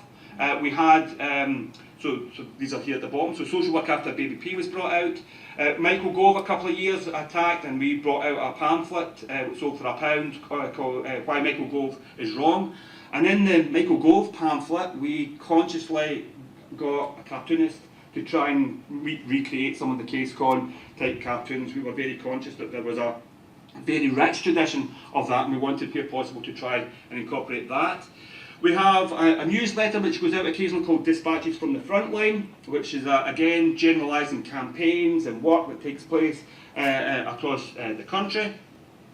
And we also have a journal, Critical Radical Social Work, which is now coming up to its 6th year, so January sees its 6th year starting. It runs 3 times a year, and again it has 5 or 6 formally academic articles, because we think we should be part of the debate within academia. There is a commentary section which allows practitioners, service users, academics to talk about a piece of policy that's gone through, or a type of working that they want to highlight, innovative form of practice, or around refugee crisis, for example. There is a section called Voices from the Frontline, where we have small 400 or 500 word pieces written by frontline practitioners. That is completely open access, so under the agreement with the publishers that is open access, so that there's no paywall for people to access those things. And we have a section called Radical Pioneers, which tries to draw that line between the long history of radicalism and social work and its relevance to today. Some of the things that we've tried to pick on, and this is my last slide, is some of the things that we've tried to do. With the BVP pamphlet, we had a series of conferences, one-day conferences and rallies around the country in defence of social work after the BVP attacks. A few years ago there was a Hungarian social worker, a radical practitioner in Hungary, who was facing imprisonment because he worked with people who were homeless, and he encouraged them to engage in dumpster diving, which is, you know, when the supermarkets throw out their food at the end of the night to make sure that the homeless should get those things. So he organised a campaign with other social workers in Budapest, and the fascist leadership of the local council in Budapest then arrested him, and he was facing 2 years in prison. And so we launched a campaign and then recruited other social work organisations across Europe, and we ran a campaign which presented evidence, and it was used in court, saying that actually, if you look at the international definition of what social work is, everything that he was doing was completely professional. This is exactly what we should do. And instead of getting a prison sentence, he got a suspended sentence. So he didn't get off, but he did get a suspended sentence rather than a prison sentence. And it was a bit of a victory considering where we were starting with. We've been involved with the anti-austerity campaign. We were involved with BASWA setting up social workers and service users against austerity. Our relationship with BASWA at the very start, when we started, was fantastically good, and BASWA were involved as speakers at all our early conferences. There was then a blip when there was a change of chief exec and it didn't go quite so well. But more recently, it has gone fantastically well again, and we work and share and meet together. And SWAN and BASWA were involved in leading a call for all the social work organisations 2 years ago, which led to the first social work statement against austerity, the first statement against what was happening with refugees, and I think both Guy from BASWA SWAN were absolutely central to making sure that those things happened. So in July 2015 we were central to bringing the social work organisations together. We've also tried to implement a number of charters, so we've got a mental health charter, we're trying to put a refugee charter together that try to look at ways of what's happening in these spheres and what radical social workers and practitioners should do. A couple of weeks ago we had a meeting around Grenfell, using Grenfell as a symbol of the crisis of contemporary Britain and the attacks on the welfare system. It was a very successful meeting in London. And the final slide just says, and that one of, I think, the most interesting things about SWAN is that those activities that we've been involved in have then also been replicated globally. Because one of where I think SWAN is different from CaseCon is just in terms of the international links, which is probably a reflection of what the international organisations and what happened with social work internationally. But the original manifesto was translated into Greek, Spanish, Cantonese and Russian. I don't know exactly why, those you would have thought we would have gone for French and German, but anyway, that's partly who could speak them. We have had interventions at the International Association of Social Work conferences. Each of they happen every 2 years, but in Australia, Chile, Hong Kong, Sweden, Australia, South Korea, organising symposiums about the radical social work tradition, but also with a degree of tension, so that, you know, we are in a sense in and against the main social work organisations to some extent. So yesterday we published a letter, or we organised to publish a letter. We've got 180 social work academics from across the world signed up to this, which is that the biannual conference is taking place in Dublin in July, and it's £700 per delegate. That's not including your travel or your accommodation. And so we organised a letter which was submitted yesterday, saying that this is an absolute scandal, that this is a neoliberal model of conferencing, that SWAN can organise a conference for £35. Why does it have to be £700 for the main? So there's a degree of tension, but we see ourselves as part and parcel of the global social work and the national social work organisations in that way. And that's led to formal SWAN groups. So we have SWAN groups in Ireland, Greece, Denmark, Japan, Canada. And there's also a series of sister organisations in America, in Hungary, that we have regular contacts with as well. Through those networks, last summer we organised a European-wide refugee support day. which involved people from various different countries across Europe, tied in with the SWAN network, taking material aid and trying to support refugee groups across Europe at the various different hotspots. Again, I think that was quite a significant European-wide initiative in that way. And the final thing is that we see ourselves. I know it's an old trick. You say is I used to be a councillor, and every time the red light used to go on, you just say, and finally they leave you alone. But this is so. My last trick. So it's just about SWAN sees itself as being building alliances. So we see service users as partners and as allies, and they are part of SWAN. And any service user group can affiliate and have a voice on the steering committee. We have official recognition from Unison. That was taken through about 10 years ago now. We have a very good relationship with BASWA. We are in and against the main international organisations as described. We are involved just now with the Mental Health Activist Alliance, which held a fringe conference at the Labour Party conference a few weeks ago. We have been involved with DPAC from the start of DPAC and have regularly had DPAC at our conferences. We are central, one of the first members of Stand Up to Racism, and the first refugee actions that we took place 2 years ago was in conjunction with Stand Up to Racism. So I suppose we see ourselves as part of a broader umbrella, working as social workers, practitioners, academics, service users, within a broader network of campaigns to try and enrich what we think the radical social work tradition is about.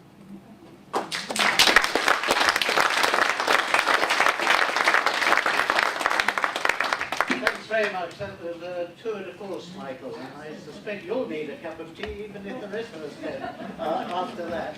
And I'm hoping that tea is outside. It will be served here. And we're going to take a break, as I said, for 15-20 minutes. So we'll start again at 3:30. So can I just thank all the speakers, because I think there's been a tremendous depth of material there, and lots of issues for us to pick up in the second half. Thank you all.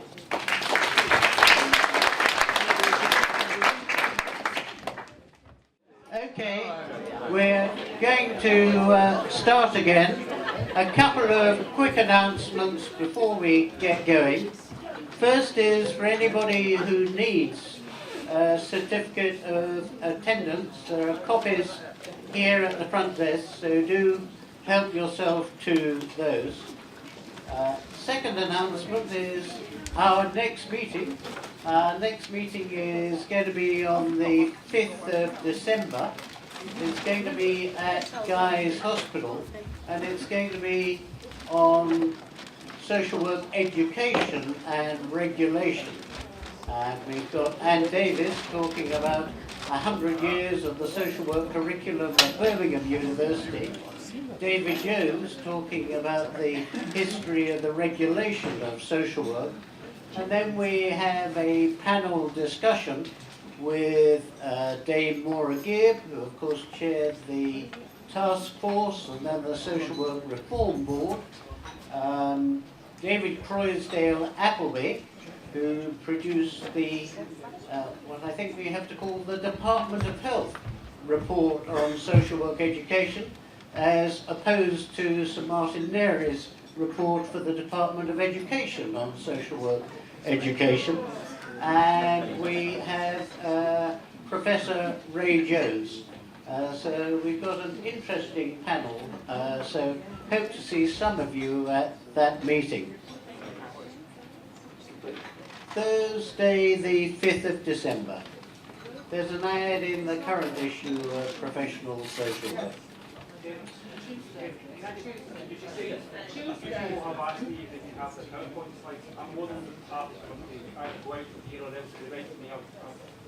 Well, we'll put them on the website, if that's all right, Michael. So we'll put the slides that people have used on the website, and in due course, I hope we'll have the video cast of today's event. Will go on the website, and I think also on the SWAN website. Now, we've had to rejig the programme because unfortunately Paul Corrigan wasn't able to come late on Friday afternoon. He contacted me to say that he had to go with his wife to hospital this afternoon, where she's undergoing treatment for a serious illness. So we'll talk about the members of the panel, but We also came across in reflections on this something discovered by Keith Milton and June Thoburn, and that's a socialist view of social work in 1964, published by the Socialist Social Workers Group in 1964. Socialist Medical Association. The Socialist Medical Association, but the Social Workers Socialist Group of the Socialist Medical Association. And it's highly appropriate that June should do it, who, besides being Emeritus Professor at University of East Anglia, is the chair of the recently established Labour Social Work Group. So there's a kind of continuity over 53 years since this was published in '64. So June's going to talk about that just for maximum of 10 minutes before we move into the panel. Very quickly, just stepped in, and thanks to Keith. But it is interesting that nobody so far has mentioned Labour Party.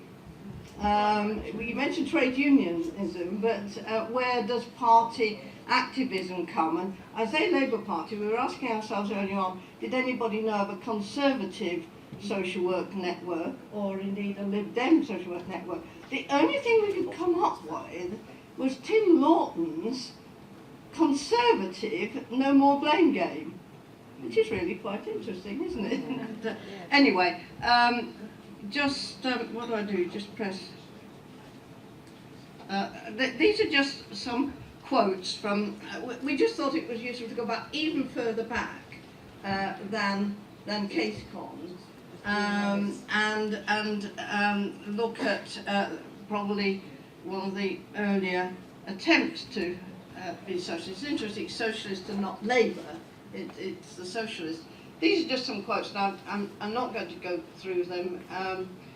I've got a copy. I've downloaded the whole thing, so if anybody wants the whole thing, just email me and I'll let you have it. But it remains to be seen, however, how far this process can go, since the universal adoption of such ideas would demand a degree of understanding and toleration of human needs, which is quite incompatible with the aims of an acquisitive society such as we live in today. I'm just really identifying the themes that run through socialist, radical social work.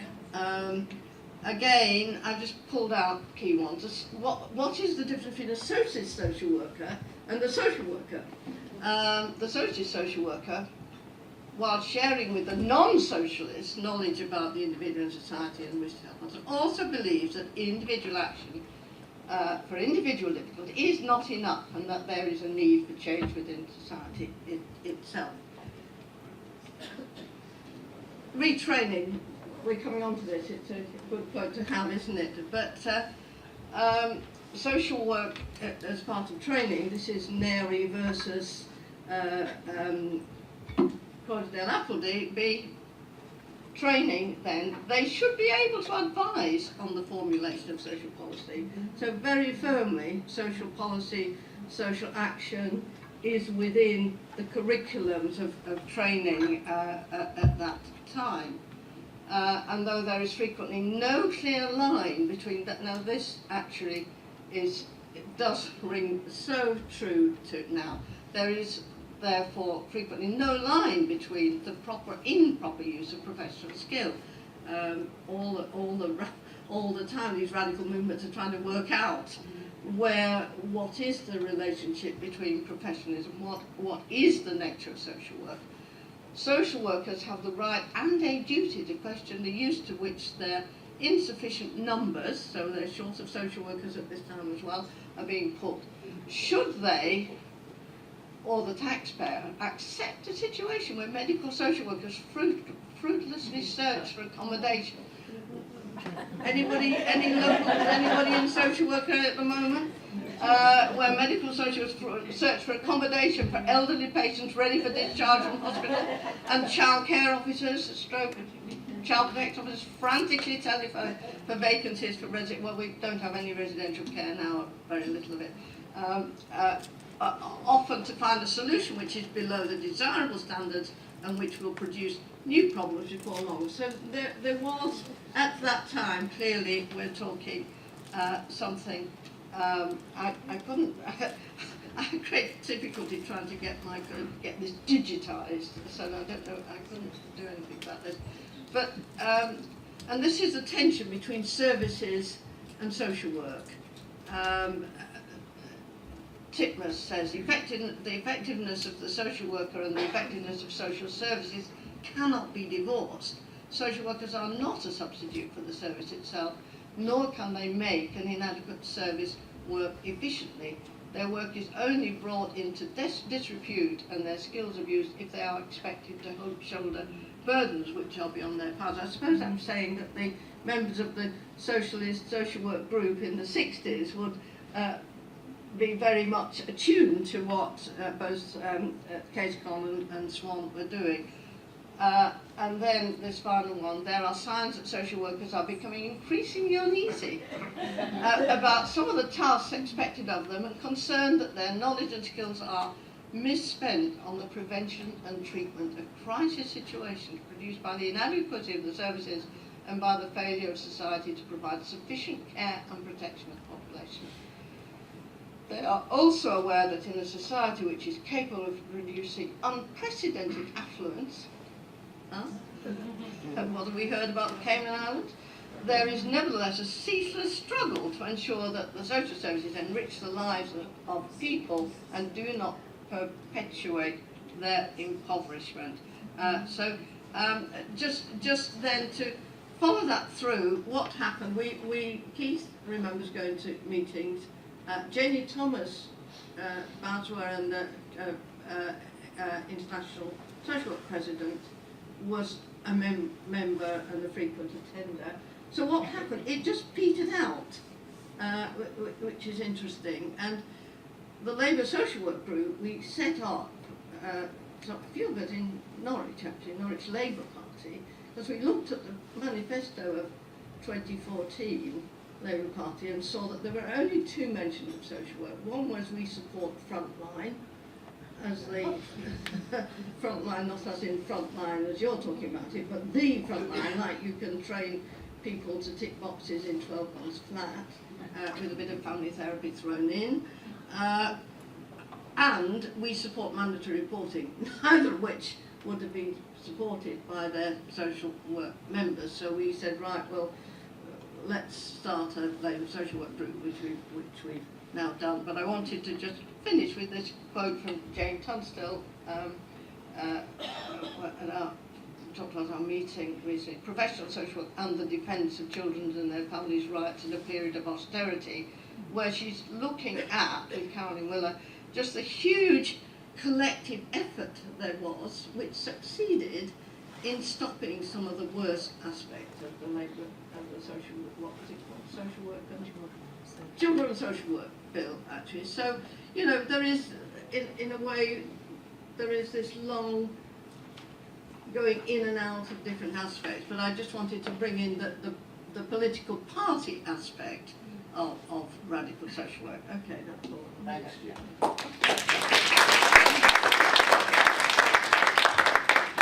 One of the phrases in the last quote from the book was about ceaseless struggle.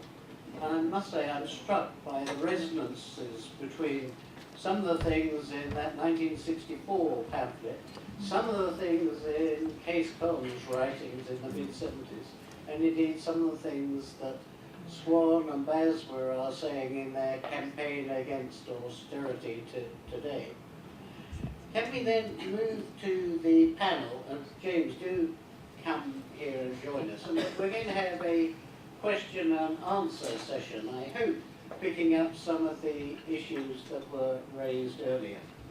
This is the first time in my life that I've ever introduced a professor of fashion, so I'm very pleased to have Elizabeth here, and actually we've got a copy of one of her books, Women and the Welfare State, on the table here.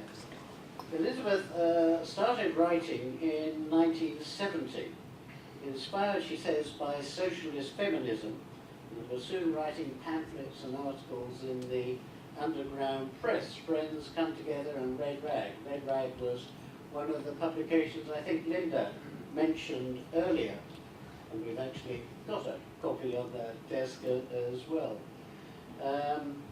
She trained as a psychiatric social worker, and her writing, of course, appeared in Bailey and Brake's second book on radical social work, published in 1980. But she left the field of social work, wrote of women's studies, feminism. She's had a very distinguished career as a professor of cultural studies and visiting professor at the London College of Fashion, and has written extensively, both fiction and non-fiction. And also, I was fascinated to see writes programme notes for the Royal Opera House and ENO, and delivers lectures at Kleinborn, particularly on La Boheme. So if you have any questions about La Boheme, we know where to come. We've also got a delighted head, Gordon Peters, who is also a sometime editor of Case Con. Gordon's sort of an identikit, radical. He was a research assistant at LSE, a PhD student at Essex, no doubt in the heyday of Essex, and then a social worker at Islington during the housing, squatting and homelessness campaigns. And with that kind of background, inevitably became a joint editor of Case Cons, was very involved in the London waiting strike and the Nalgo Action Group. Then, after a period of lecturing at Leicester University, he spent most of the 1980s as Director of Social Services in Hackney, where many of his issues would have presented in a different form. He was then a Fellow of King's Fund College and has done a lot of work in international development. And some of you may have seen recently that he is a moving spirit in the judicial review of Haringey Council's plans for housing in the borough.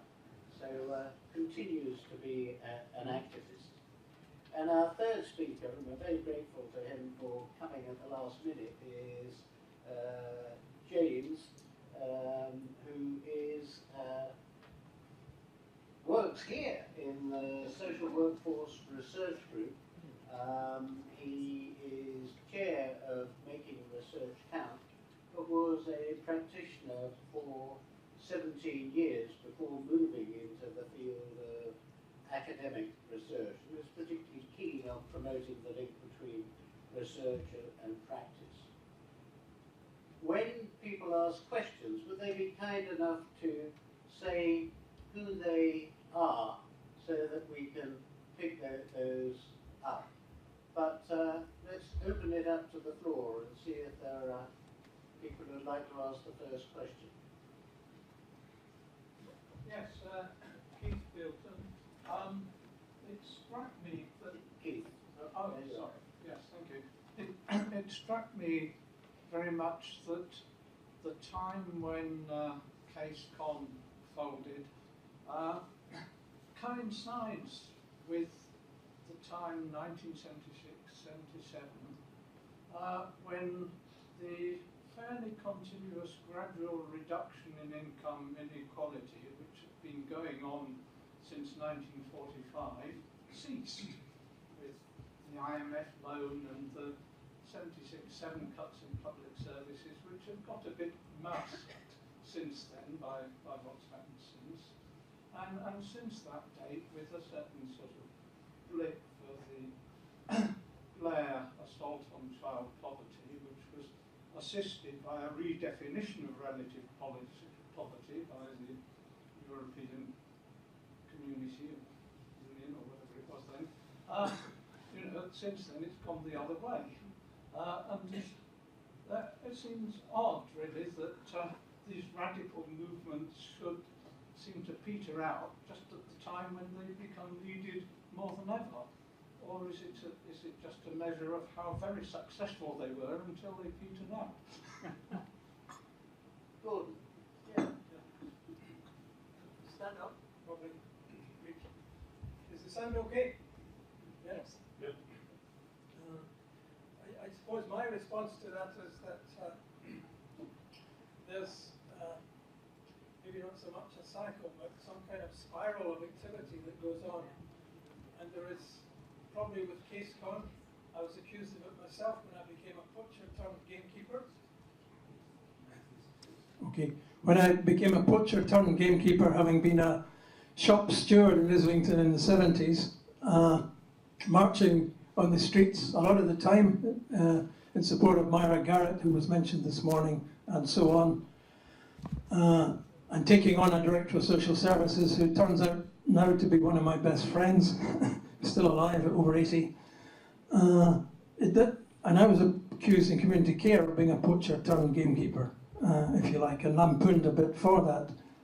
Then in the so-called radical borough of Hackney, which tried to, in an institutional way, do some of the things which we'd been agitating for.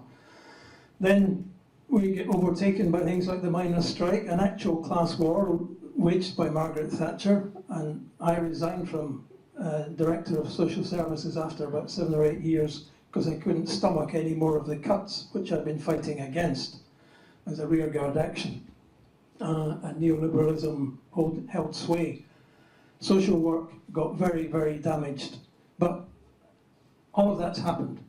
But I think what cheers me up, particularly being here today, is the continuity as well as the social conflict which seems to have run against and against and against what we fought for. The continuity of the struggle that people are now engaged in seems to link very strongly with what I and others were fighting for 40 odd more years ago. So I think there's a coming back, there's a recrudescence. We live in political times in which the morbid signs are everywhere and the new is not yet born, but there's every chance of rebirthing according to remembering and not having social amnesia, which is great that you're doing this about what CaseCon, the Socialist Medical Association, the NAGO Action Group, and all of us were fighting for. So we don't get bought off. We sometimes go into defensive mode, and some people do leave and join the other side. I'm a poacher again, having been a gamekeeper in and against the state, and there was a pamphlet in the 80s which I was actively part of called In and Against the State, which actually tried to write and practice that philosophy of being in and against, living with the ambiguities which you talked about this morning. Last point on that, all is not lost. It's great that there is a recrudescence going on, but we do live in very dangerous times.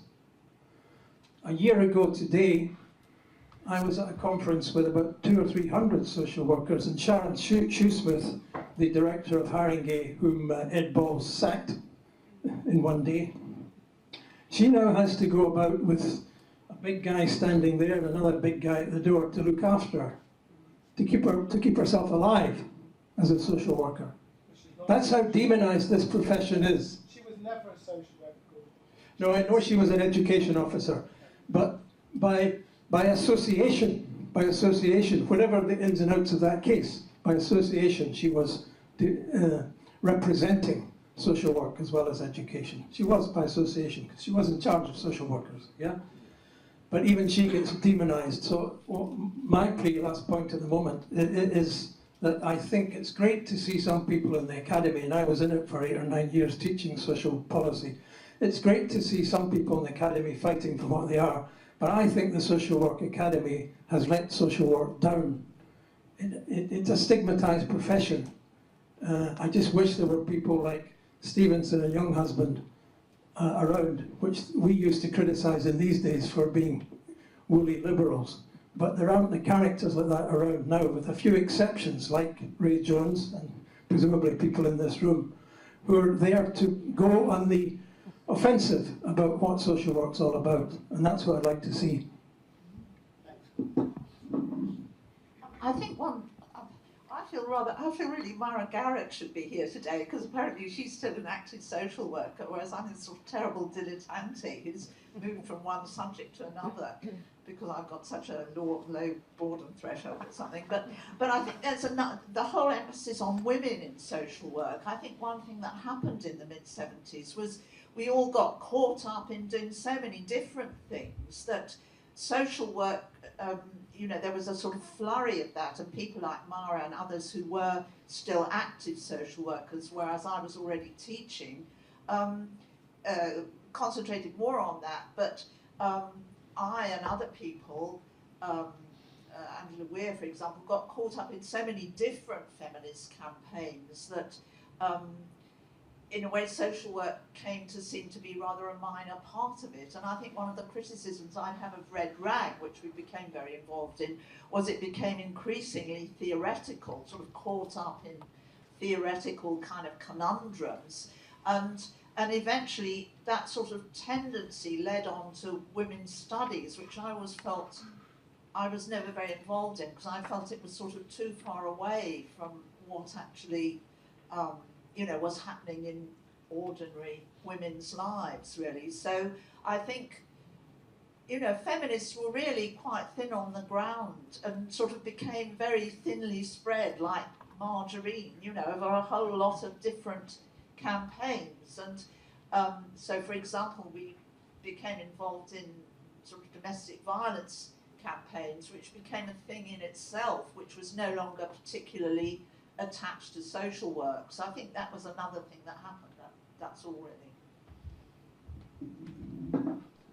Linda has the advantage of sitting in the front row, so is going to ask the next question. But James first. Yeah, apologies. I was teaching, so I only just got here. So if I'm slightly out of kilter, out of key, apologies. Also, I was about 14 by the time the 1970s ended, so I got quite the expert by experience. I would, though, question the idea that it just petered out in the 70s. I think you have to look at the political context of what was happening, and sadly a Labour government which had been elected in the aftermath of a really quite significant rise in popular struggle around things like the miners' strikes, and so forth, and really thrown the government into the defensive and on the back heel, actually did turn on the very people who had elected it. You had significant public sector cuts. You had 300 hospitals close in the late 70s, and the first round of council cuts. And I think for a whole generation of activists, that really wrong-footed and demoralised them. And I mean, I started at work in the early 80s, and there was some formidable people who were active in the Labour Party who were trying to resist the by then the Conservative cuts that came along, but actually those councils didn't end up fighting those cuts, and ended up in some respects turning on their own workforces, and it was quite a corrosive and quite a demoralising time. I was a shop steward throughout the 1980s to watch the Shop Stewards Committee get smaller and smaller, and because there'd always, I think, been a very healthy correlation between progressive social workers and active trade unionists, something I think you talked about before the break. People who were the most creative people at trying to use Section 1 money were also tended to be people who were shop stewards and also had some connections to BASBA. So I think that those links really got weakened. And to be honest, I'm very disappointed with the behaviour of some academics in recent years and the way that they've colluded with the rightward drift of elements of social work policy and social work education. But I don't think that social work has ever led from the front in that sense. I think that social work entwines itself around the wider struggles that are going on. In that sense, I think these are really, really scary times at the moment, but also potentially quite exciting. I think that some fundamental issues around inequality and some of the basics of society, such as education and health and so forth, are being talked about in a much more profound way and in a much more fundamental way around the sort of Corbynite ideas and so forth. And I think that's one of the things that's started to really energise the possibility of redeveloping a sort of radical social work tradition again. But it's not going to happen on its own. I don't think it's going to be led by social work academics. I think social work needs to be, thank goodness, but social work needs to be part of that. But I think we always need to see social work as part of a wider movement.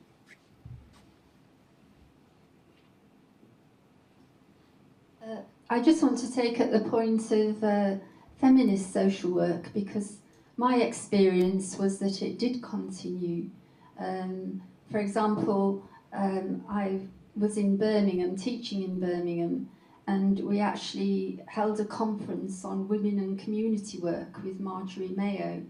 in 1979, and then we went on to set up a diploma, in a post-qualifying diploma in work with women and girls in Birmingham, and that ran for quite a long time, sort of through the 80s and 90s, I think.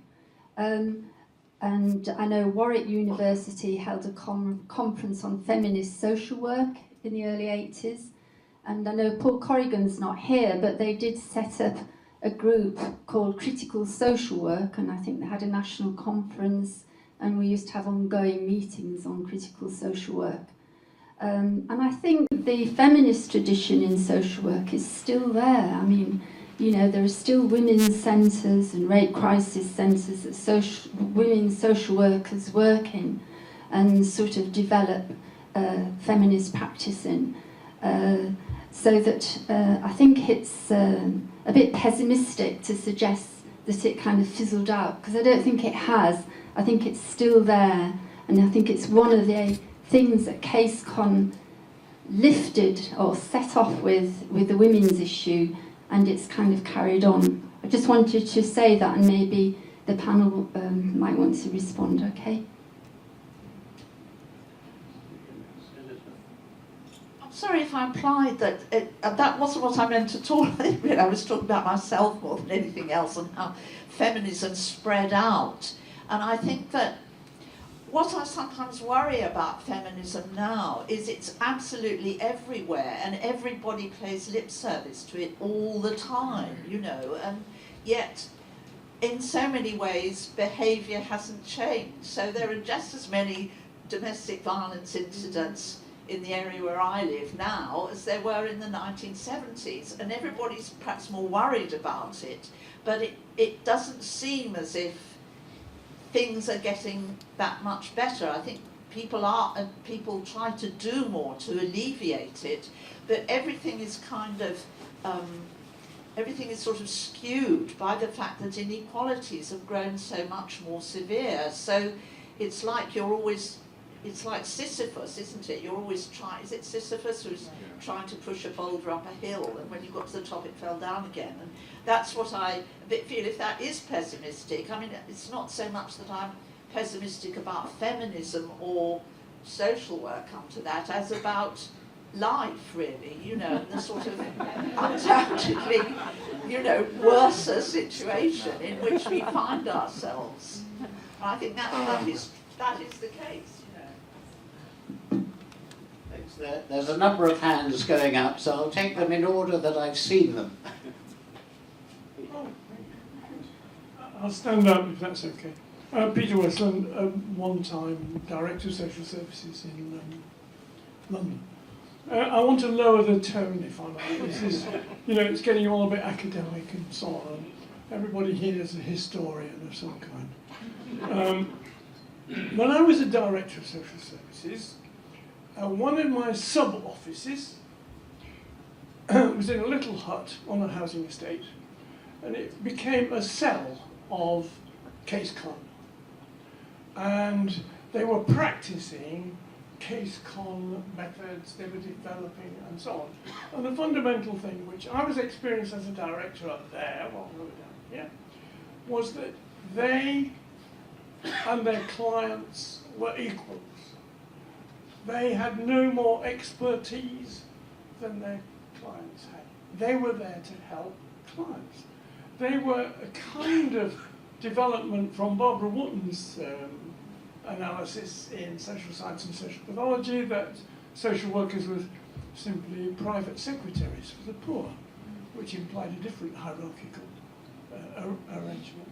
Anyway, there we were, and it was so open with the clients that we were all equal that there was a famous Saturday night party which was being held in the hut. Was anybody here working in Area 3 in Fulham at the time? Well, I just want to make sure I get it right. Anyway, and naturally, not only were all the social workers invited, but the other people in the community, and all the clients were invited, and they very happily turned up, because this was how CaseCon approach to people worked. The evening was I made an early appearance, as one does as directors, you know, put in a gracious appearance. And anyway, about 10:30, the alcohol and bonhomie had turned into something a little more lively, and the police were called. And there was an attempt to set fire to the hut, in which the area officers. This was anyway. After that, the approach to social work changed a little bit in Fulham, but they still maintained that we are equals, but it didn't extend to invitations to the parties. What impact, if I'm giving some kind of indication of what the impact was on the way social workers worked then, is there any continuity of that now? Is there any continuity of that through SWAN? SWAN seems to be into social policy in a big way. Great, good, and informed by social work. Is it about social work practice? Or is it about something else? I just want to know where social work practice is in this continuum. If possible. Okay. Michael, would you like to have the first go at responding to that in terms of SWAN? Well, I don't think social policies, SWAN is only concerned with policy. So I was showing earlier on that we've tried to intervene into policy debates and into political debates. We have the dispatches from the Frontline newsletter. I suppose what I think, some of the other comments that were said earlier on about the connection between academics and practitioners, I just want to say two things really. One is that the same processes that have happened to social work have also happened in the university. So the universities and those that work in the universities have found themselves proletarianised, or however we want to phrase those things, are under those huge pressures of marketisation. And many of those have responded in the best ways that they can. But I think one of the things that SWAN has done is to say that actually, unlike the case, in the present context, for example, what SWAN would argue is that we should hold on that there is a range of social work methods. That some of that will be individual working, some of that will be group working, but you know what? There's an older traditions that have been lost by contemporary social work, which is things that are community social work, campaigning social work, and we have lost those. So part of our job in SWAN is to say that there are a range of methods that have been lost that we need to try and grab hold of and remember. So part of it's that. And we have, and SWAN is not just a network of academics, as I said earlier on, although one of the problems we do have is that we are very enthusiastic. We have lots of shop stewards who are members, we have lots who are on the steering committee.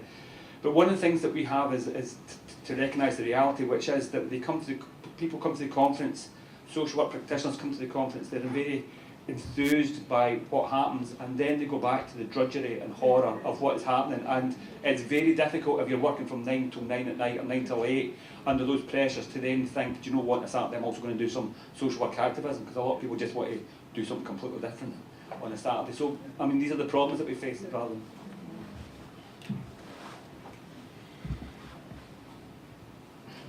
It strikes me that around this time, of course, when Case Con was in its heyday, Bill Jordan delivered a famous speech at a BASWA conference on clients of fellow citizens, which subsequently led to a publication. And I think there's different attitudes to clients, probably not as extreme as that in Area 3 in Hammersmith and Fulham in terms of complete equality. But the attitudes to clients, I think, were very much shaped by that publication. We'll have another question, and then it will be time for the panel to have another go. Yeah, I'm Annie Hudson, so I'm another poacher turned gamekeeper, and I haven't gone back to being a poacher probably. Really, really interesting, and it's kind of because I guess there's a lot of us in the room who've lived through a lot of this history.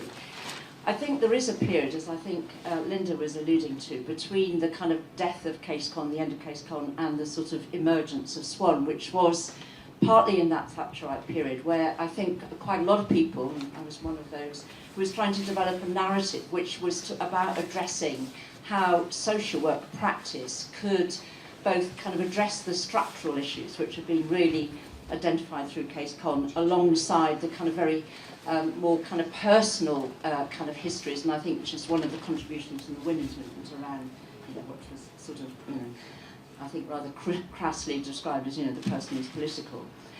So developing kind of narratives in that period around how we could work with individuals in groups as well as, on a family based on individual who had suffered great adversity. And I think the kind of work, particularly around women's aid and domestic violence, but also in the 80s around child sexual abuse, which was about how could social work actually help and support women and girls who've been affected by sexual abuse in their families or indeed beyond that.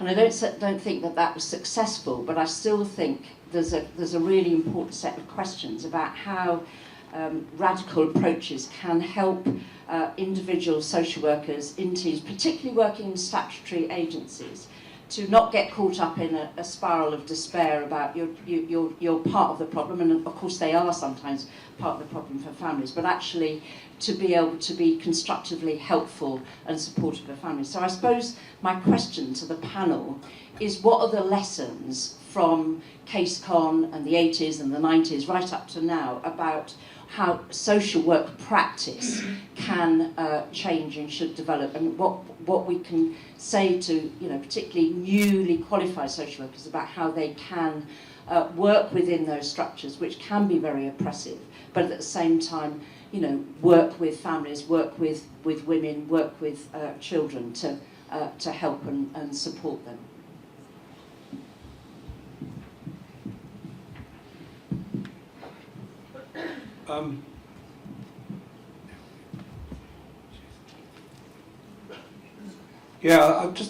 I think some of these things link together. I think that the question of how people think about the people who use services is obviously central. There was a speaker at a conference I organised recently who got up and started her presentation by saying, do you treat the people who use your services as equals? And it sent a ripple through the audience, because it was a very complicated and unsettling question, because of course they should treat people as equals. On the other hand, they are wielding significant power and representing the state, intervening in those private individuals' lives, and pretend that dynamic's not there means that people can wield power, I think, in an unconscious and at times unethical way. However, having said that, there has been a shift, and I think that social workers should be part of trying to push that back. I was delivering a workshop last week around working in partnership with families, rather naive title I discovered, because I thought I'd pick out the latest quote from the latest Working Together, which would just hammer it home just how central it is. And of course, the word parent virtually doesn't appear in Working Together to Safeguard Children in the consultation. It's interesting if you go right back through, and rather sadly I then went through all of the editions, and actually the beginning of all of the Working Togethers, and these were not born out of a particularly progressive era, these were being produced in the late 80s onwards, but all of those editions started with a recognition that parents have a right to raise their children as they see fit, and there will be diversity. And in 2010 you just see that airbrushed out, and the language of child-centred, child outcomes, child must come first. In a way, very seductive language, because who doesn't want to help children, but a kind of negation of the parent as an active player and a role within that. And I think that links up with some of the points that Michael was saying, is that as well as things like group work and social activism, it depresses me that even some of the fundamentals of casework have disappeared. That you're offering a three-dimensional service, a relational service, which offers practical help, emotional support, and at times challenge within that process. And I think that kind of relationship-based work with people, working on emotional and practical difficulties in their lives, is something that can still inspire people and bring them into the profession and think it's worthwhile. What we seem to be doing at the moment, it seems to me, is that in order to make social work attractive, is to introduce as many ideas which come from family therapy, psychology and psychotherapy as we can, bolt them on and call this expertise. And the result of that is we've lost the central tenet and the core of our own identity. And I was talking to some students who come off a certain pathway last week, and they said that they felt quite depressed when they talked to other students when they're part of an ASYE group, because they said they got loads and loads of input from systemic therapists and so forth, but they didn't really realise what a social worker does until they arrived on placement. And so I think that there were really big challenges around this. I think we've got ourselves really stuck. I think the way that our relationship to knowledge and new knowledge, I think, is really problematic at the moment. But actually, in terms of what can make a difference and what can draw people into the profession, I don't think it's massively complicated. I think it's treating people respectfully in a humane way, recognising the context from which they do, and working with them, not in some sort of pseudo, where I'm just the same as you, kind of really what can end up being a bit patronising, but recognise you can all work on problems together. And for me, that really sums up what good social work and actually what inspiring social work can be about.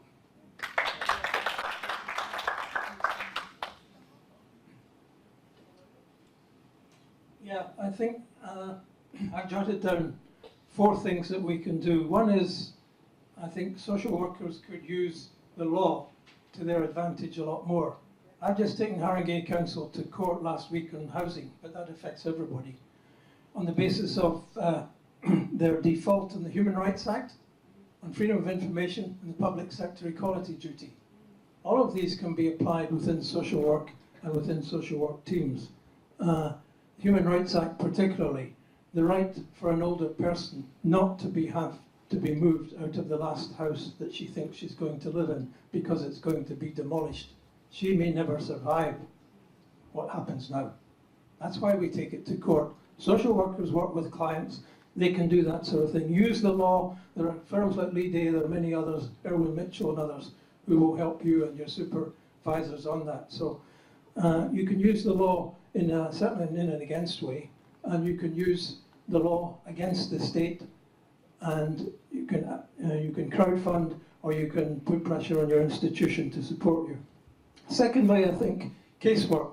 The one thing we were mainly wrong about in CaseCon, we were right about community social work, and it's had the guts taken out of it. We were right about commodity fetishization and everything that's happening. But we were not right, I don't think, about casework in many ways. In 2007, I went back to Glasgow for a year to be an operational manager of the youth project within Clunham, the people that social workers statutorily couldn't work with anymore, the young offenders. And what we did was very good casework, one-to-one, face-to-face, sometimes over, you may laugh at this, 20 hours a week face-to-face between a project worker and a young person. That seems 100,000 miles from statutory local authority social work. But that was what made the difference and turned people's lives around. Really good casework and identifying the social issues which have to be tackled complementarily. Somehow we need a lot of solidarity, the trade union fight back, the Labour Party, any other social force that you can ally yourselves to demand the resources for social work and for the caring profession.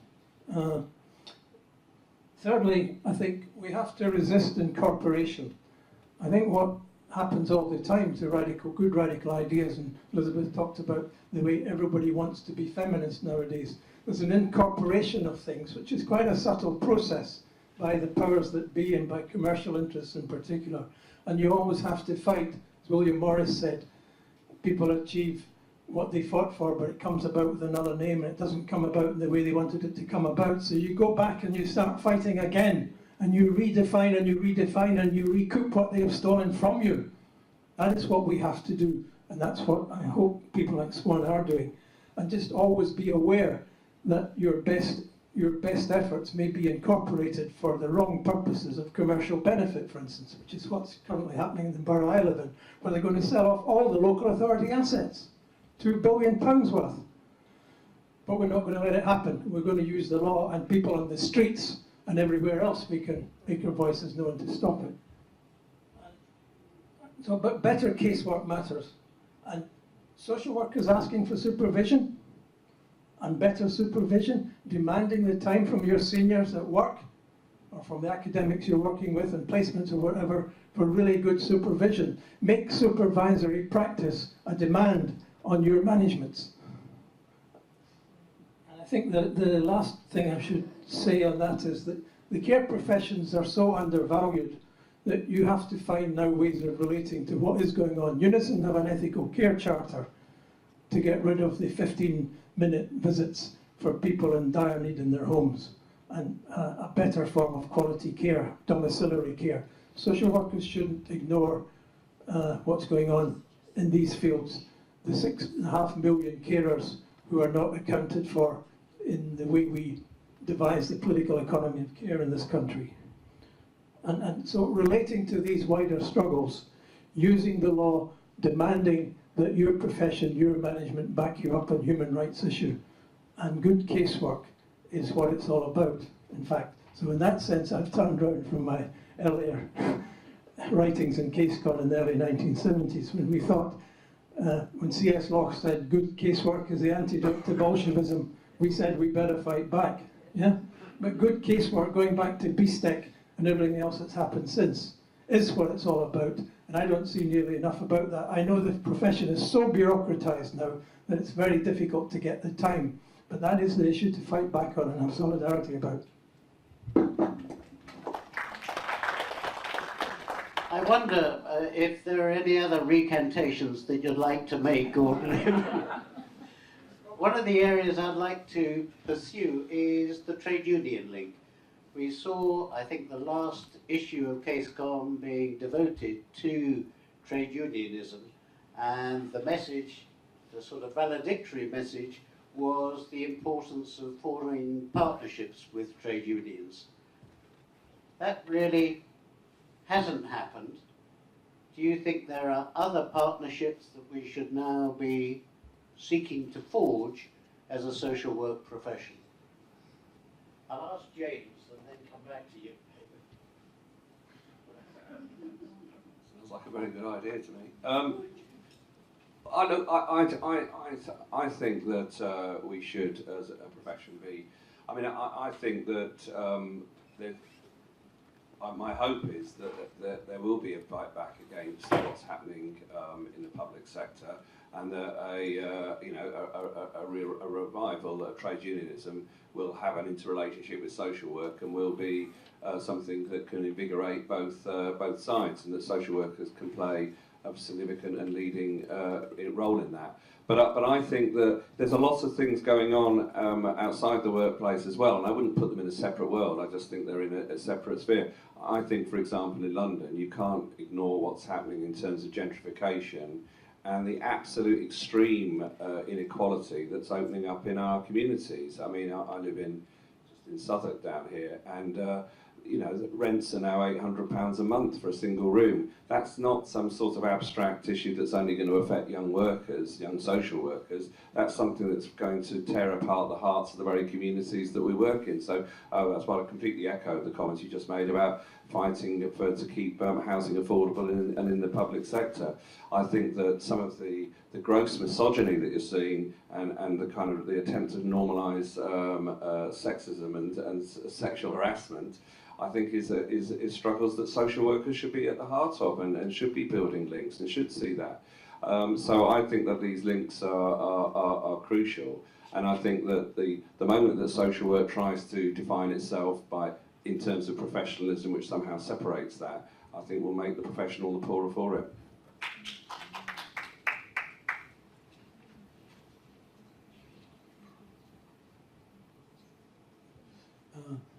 No, I just echo all these comments. Social work does, in all my time, and it was about 50 years, although I haven't been in formal social work since 1990, it's 27 years ago.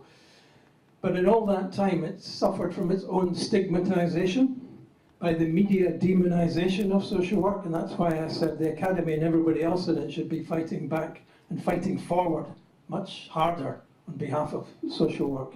It's not separate from, but we haven't, and a lot of people in the profession I noticed, I got it all the time in Hackney, because in Thatcher's heyday, we were in the front line. She hated social work, and she hated social workers. I don't think that's putting it too strongly. And they had people in Hackney every day looking for mistakes in what we were doing. You know, the lesbian and gay go-karting track, they thought that was a big laugh, so it got the Sun front page, and so on. It wouldn't now, but it did then. So what you have to do is actually get social work recalibrated with mainstream activity, mainstream fight back, trade unions, BASWA, other professions, argue very strongly in the NHS for the social model of medicine, not just the medical model of health, the social model of health, for instance. And then you won't be in the back foot all the time. Argue for more money, and you need to be with the trade unions and the political parties and that. So I think it is all of that, but it's about social work getting on the front foot again, which for a short while in the early 70s we were, yeah. But given the mess that's been created for so many people's lives now by the beyond absurd political economy in which we now live, social work has got an awful lot it could say and should stop being defensive, really, and just look for allies. Yes, I mean, I just think one of the things, I think social work is sort of reminding me of how difficult it was to be a social worker. And I think, you know, what happened to some feminists in the 70s and 80s, a lot of people, a lot of women went into therapy. They became therapists because, frankly, being a therapist can be very draining, but it is easier than being a social worker. And I sort of really remembered sort of being in this room, how difficult it sometimes was just to be a social worker, and you're slogging about and, you know, going to see people who are living in frightful conditions or who are very depressed. And then certainly when I would come back to the office, people really would say, oh, well, you know, there's no point in rehousing this family because she's depressed, and she'll still be depressed because depression is a psychological condition and it doesn't have anything to do with her material conditions, you know. So that was the sort of position from which we were trying to move in the 70s. And I think that, well, I just really wanted to say that. And I think, you know, it is an inherently very difficult job, and perhaps this won't be very popular, but I also think there is perhaps a contradiction in social work that doesn't exist in education or health, which are also very difficult professions in lots of ways. But, you know, a doctor or a nurse wants to get people better. That is a fairly uncontradictory thing. There may be problems with it, but and similarly, education. You want to educate children and adolescents. Whereas I think there's still a bit of this Octavia Hill kind of hangover in social work. What are you actually trying to do? How are you trying to make people's lives better? That sometimes seems to be making them behave better. And I don't know much about it, but I will sort of risk mentioning these women who have babies who are immediately taken into care, and then they have another baby and that's taken into care. And, you know, I'm on sort of thin ice in discussing it because I have no direct knowledge of it, but it does seem to me that there must be something completely wrong with what is going on if that is all that happens, that some cycle of despair and sort of at the same time perhaps refusal to resign on the part of the would-be mother isn't being dealt with. I mean, but I feel that is perhaps rather an arrogant thing to say, as I don't know that much about it. I'm very keen we get as many questions in as possible, so I'm going to take the next group of 3 questioners and then ask the panel to respond. We've got a bias towards the front of the room, so I hope that you've got a lot of vocal people towards the back of the room. Do feel free to ask questions after this group. Jackie Moore. I just wanted to make a couple of comments and then ask a question. I mean, feminist social work, I think, is important still, and I wrote a chapter in a book in early 80s on citizenship and social work from, you know, looking at women as service users and ourselves. And as the state is rolled back, that's when it's important for women, because it's usually on their shoulders that everything else comes. But I just comment, we also, I think, have had this ambivalence. We've always, by our structures, very often been pushed towards an individual approach, whereas we tried to keep I certainly tried to keep the community work approach, which was formally taken from us. And I think that one of my, looking over the last decades, one of the other aspects, it seems to me, that has happened is that a lot of other professions have moved onto our territory, or what was our territory. You know, you've now, counselling in particular, though, I mean, I wasn't against welfare rights getting stronger, but psychology as well, and pseudo, you know, some of these therapeutic approaches.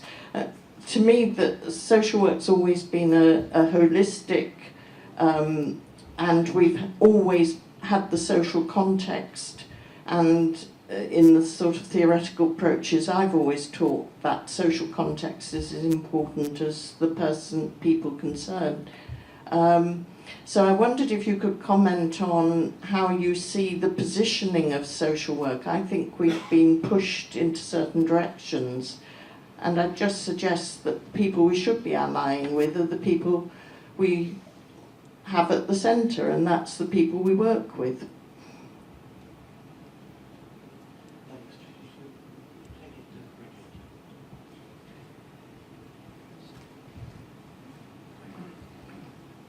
Thank you. I'm Bridget Robb, former Chief Executive of BASWA and General Secretary of a trade union. And it was that issue of trade professionalism and trade unionism that I wanted to pick up. Because having trained in the 70s, that I was aware throughout my career of people saying you're either professional or you're a trade unionist. And I've always fought against that dichotomy as though they are in opposition to each other. And for me it's always been absolutely, and why do we allow ourselves a language that says, well, actually it's too expensive to join both, or it's too expensive to get out of it? No other group in society allows itself that, allowing itself to tear itself apart by saying you're in one or the other. And for me, they have always gone hand in hand. So I was, in the last stages, very proud to be both the General Secretary and Chief Executive of the Professional Association, because for me they are absolutely not in conflict with each other.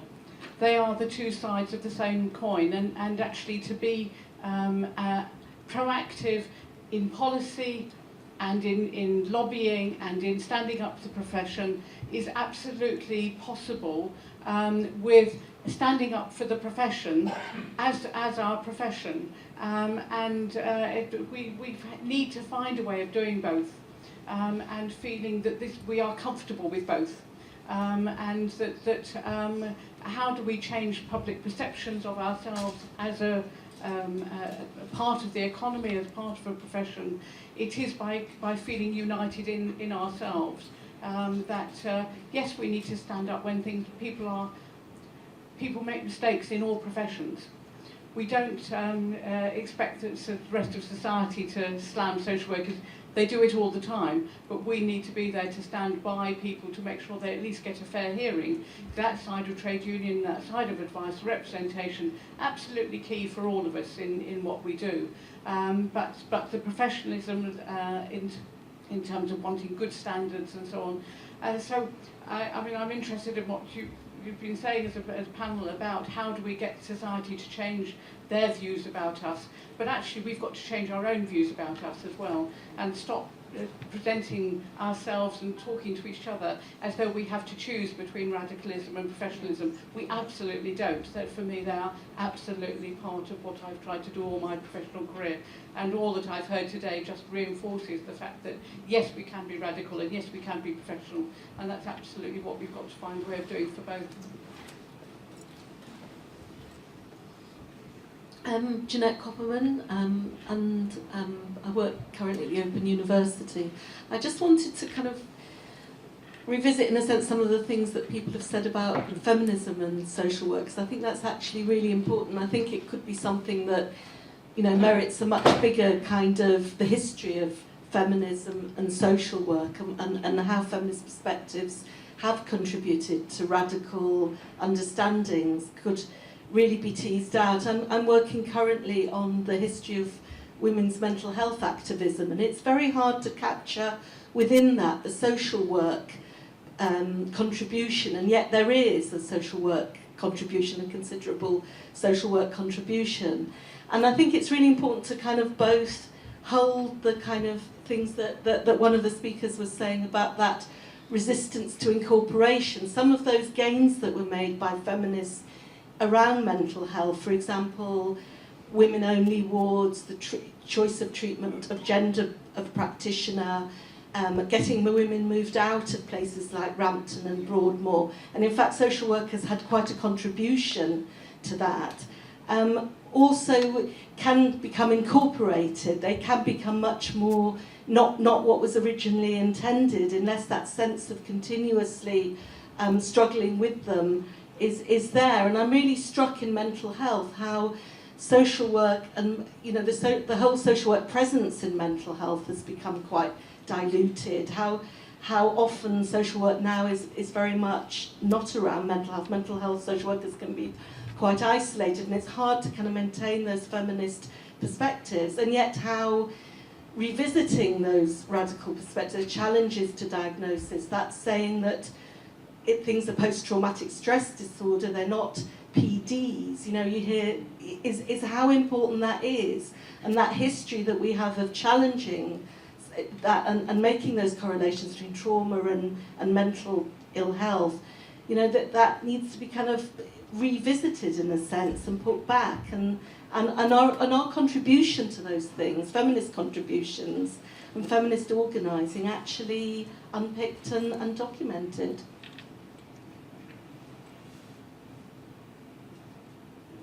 We'll wait for the mic.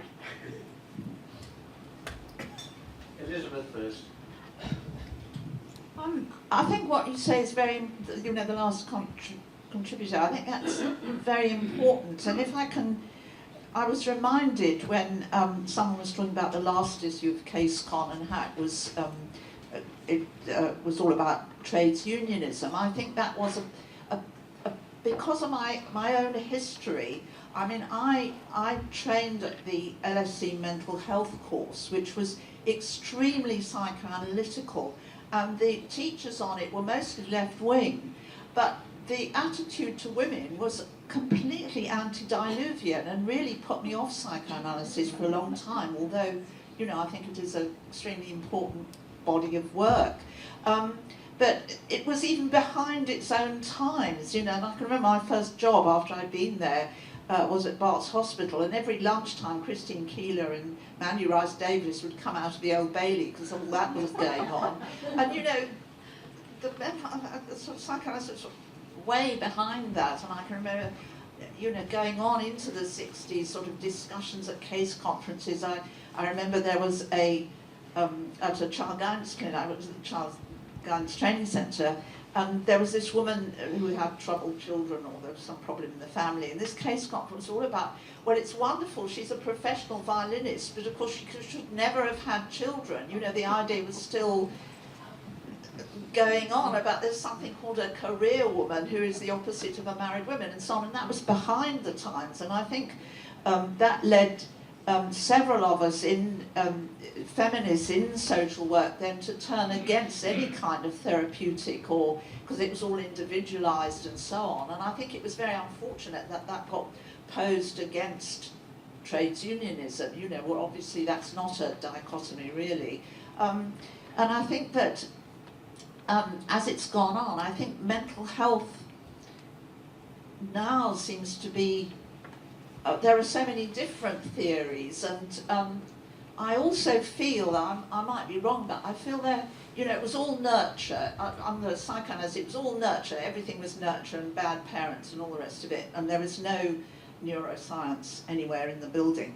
And then I feel it's all turned the other way, so that perhaps now there is too much emphasis on nature and your brain and what you're born with. And I mean, as a governor of a school, and as a London school, where I've had most contact with this, unfortunately, is at sort of exclusion panels, where you always find that this child who's in trouble has a disturbed family background. There never isn't one that is. But it all tends to get discussed in terms of kind of acronyms. So he's got ADHD, or he's got, one of them had something called defiance disorder, or just where he wouldn't do what he was told, as far as I could make out. And I feel there's too much. If somebody's been given that ADHD or defiance disorder, it's not seen as a joke, okay? You're defining what that means. Yes, no, I'm not saying it's a joke. Well, I do think defiance disorder is a bit of a joke, because it isn't a diagnosis, it is just a description, which a lot of psychiatric diagnoses are, really, when you really come to it. So I'm not saying that ADHD, it is a diagnosis, but I think there may be too much going towards that without people. We don't know whether, I'm sure people do have anomalies in their brain or have some brain abnormality, but we don't always know whether those people have, those children in this case, or whether they have simply had this sort of slapped on them. And I just feel that it is a very, in itself, it's sort of bureaucratic as well, and it's not really holistic in the sense that I think therapeutic, sort of psychotherapeutic approaches can be. So, and I do feel also, are there lots of people who don't show any behaviour abnormalities, who do actually have brain abnormalities that have not been diagnosed because they've never done anything to annoy anyone? So I think, I would be more critical perhaps than you would be of those sort of ways of calling everything a disorder, because then it becomes, it does certainly become a mental state that just has to be compensated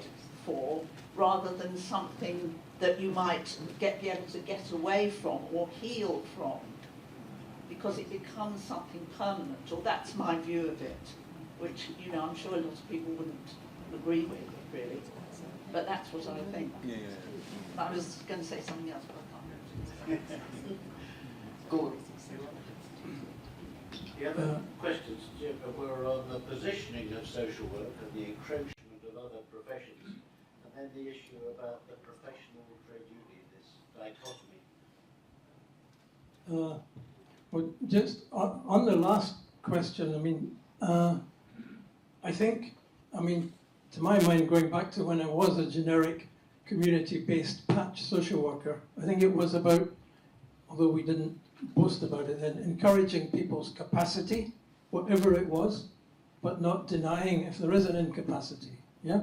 So somebody has, and it may just be a label, but it may be a very ascertainable health condition, but not only concentrating on the condition, but concentrating on the capacities, because all human beings have capacities to do something, and that's partly, I think, what positive social work's about, and reminding ourselves of that, and at the same time the human rights of people, because they can so easily be rolled over in all sorts of ways. For instance, the UK doesn't obey the United Nations Convention on the Rights of the Child. I spent several years abroad working in the stands and elsewhere on the United Nations CRC, and came back here to find that in a lot of parts of Britain, the Convention on the Rights of the Child is not upheld. So there are ways in which you can, again, use these legal documents, which you as social workers are able to implement. And that gives you a strength if somebody in a higher position says you shouldn't be doing this, because you say, I'm implementing the law, you are not. That's my comment on that. And I completely agree with the point of professionalism and trade unionism not being seen as a dichotomy. Certainly don't in medicine and health, where the BMA is a very powerful trade union and professional association, if you like, although there are Royal Colleges as well.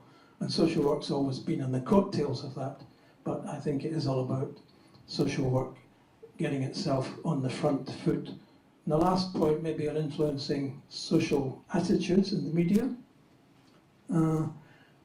In my time in Hackney as director, I found I had to spend an incredible amount of time actually talking to all the press, all the media outlets, because they were there non-stop. So we we used that as a way of keeping giving them stories, keeping telling them stuff. So actually using the media, not being frightened when they come, and turning it round a bit can stop the bad news happening. And we did stop the bad news happening in Hackney, actually.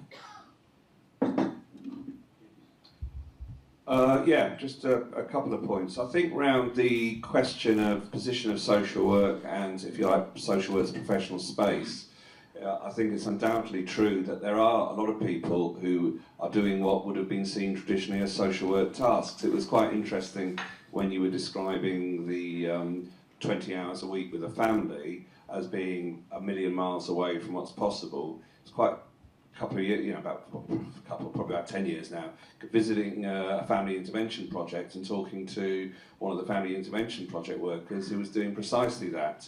Actually, she was working really intensively with, and was turning around a situation which had been seen as utterly unhelpable and so forth. She was spending a lot of time really getting alongside and helping rebuild that person's life with them. And so, you know, it is interesting that I think the danger, of course, but there's a couple of things here. Firstly, it's cheaper to employ unqualified workers. So what you're seeing now in a kind of slightly using the sort of language of inclusion and democracy, we want to bring a skill mix in. The skill mix just happens to be rather cheaper than in the past. So that's one of the dangers, I think, around it.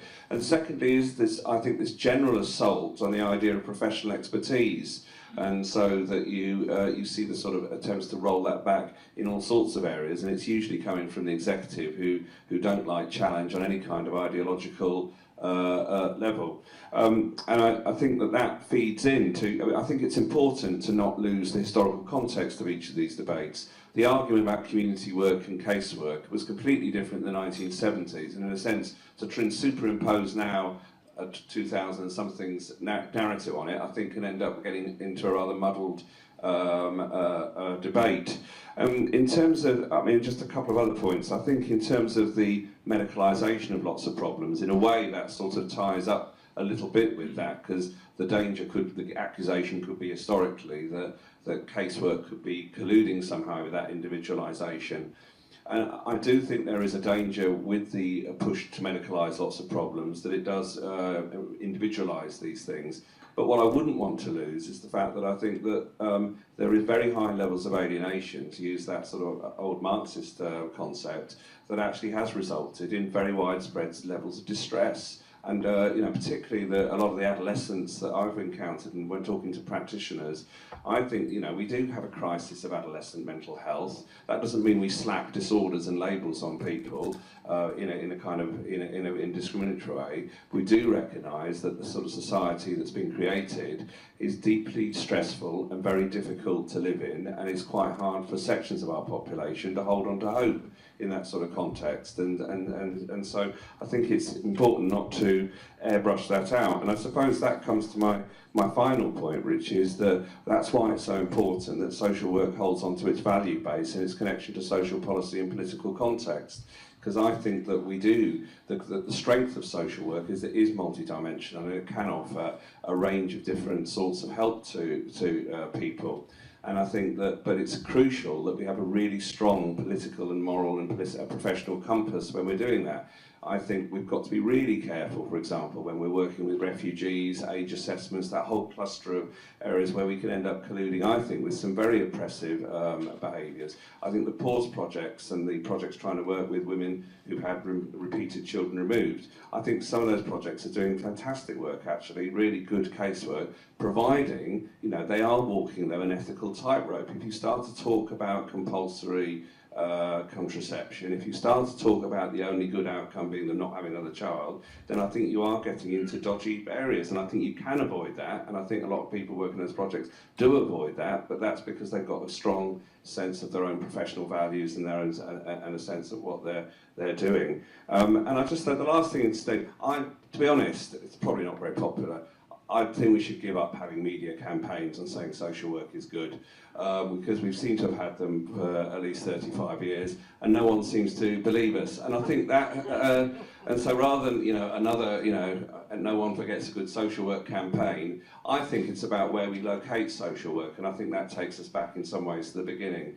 I think we missed a trick in the late 90s and 2000s with things like Sure Start. I think when we were attempting to build more community-based services, we should have got social work in at the heart of those. The first job that I ever had was as a nursery officer, goodness help them, in Deptford, and there was a social worker who was part of the staff group. She wasn't seen as a child kidnapper in reception. She was seen as a really helpful, very charismatic person who could offer a whole range of different supports. I think if we can get social work not just working at the most acute ends, but in some of those more community-based settings and in those more preventative early help settings, then I think you can actually start to help change people's experience of social work profession.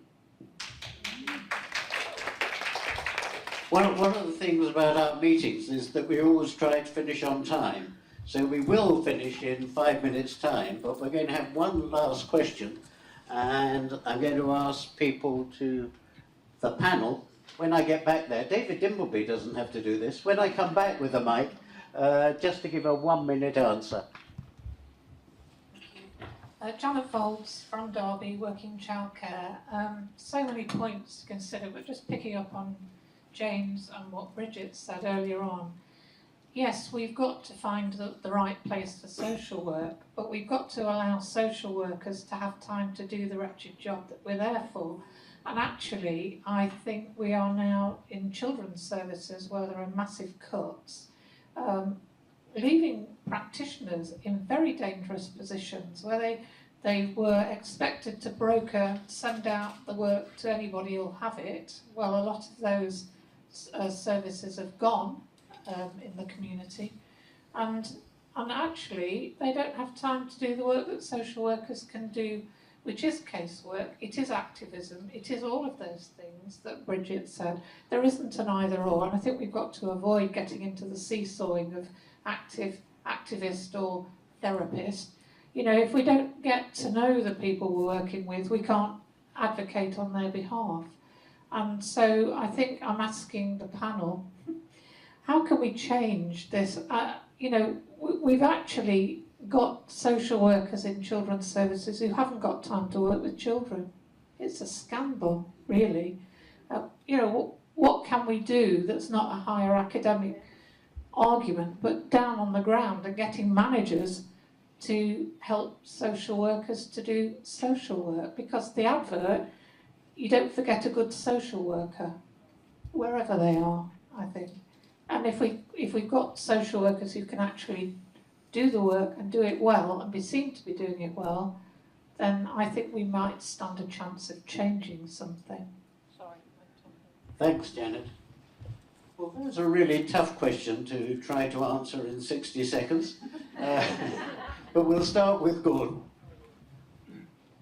Herbert Laming said when he did that report into Victoria Climbié that you know, there needed to be good recording, but there also needed to be more face-to-face time for social workers, which was never really acted on. What's happened is the reverse. You're all now spending sometimes over 80% of time, I think in a lot of places, on the bureaucratic and the screen activities. So I think one thing you could do is make, in all local authorities and social work departments, demand in the quotient you have for hours per week, X number of hours face-to-face time with clients, and that could be required to be a supervisory norm. It needs practical things like that to be enacted so that you don't end up having to do all the form filling, and demand the administrative backup to go with it. And that needs, of course, trade union and political support. But basically what goes wrong is, I know in Haringey, they haven't got the staff. You know, they don't fill posts because of the cuts. You know, it's an impossible job. It literally is an impossible job. And across the country, as Ray Jones has just said in this morning's Guardian, more and more receptions into care and less categorisation of children in need. So it's high eligibility only, and the rest are not even looked after at all. That has to be turned round. It has to be a demand in the next Corbyn government, for instance, which might not be so far off, yeah, the way things are going. and face-to-face time and caseload identification so that you're doing preventive work as well as high eligibility work, and your managers must deal with that. Well, I think that, perhaps I've been too negative. I think there is a lot of good social work going on, but just from my perspective, being quite involved in this school, I think there should be more. It seems as if it's not always coherent. So there are lots of things going on, but they're not always properly joined together. And this particular school, I think a lot of the teachers feel they are being pushed into sort of social work areas as well. So what someone said earlier about there's too much encroachment of one thing upon another thing is probably quite true, actually, and I'm sure that again is part of understaffing of all kinds and sort of overcomplication in way of someone's individual problems. I mean, a big question, but very simply, I think we just need to be careful we just don't get into the world of magical thinking and colluding with the language, which is one of denial, really. I think there's huge, local authorities would have lost 50% of their funding between 2010 and 2020, and we cannot massage that away with talk of doing things more creatively, being smarter, doing less with more. I think we have to face the real. We have to put a mirror back to governments and say, if you cut the welfare state, if you cut support services this extent, this will be the results. The results will be, I think, mounting despair amongst certain sectors of our population, higher numbers of particularly poor children coming into the care system, and I think a fracturing of a lot of our communities, which is very dangerous, because I think sometimes people don't just move in radical ways; they can move in very reactionary ways as well. And I think we're in very divisive times. But I just think we also need to be quite concrete. I think you just need to be.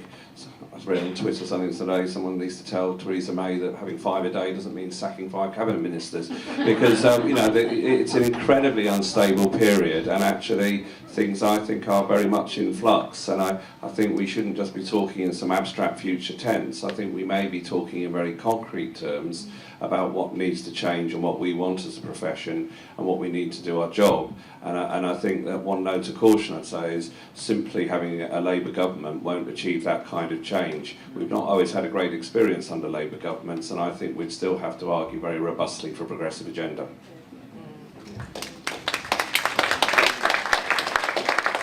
Just before we wind up, could I ask anybody who's taken copies from off the table to ensure that they bring them back? They're valuable historical documents, and as we've seen, still have resonance today.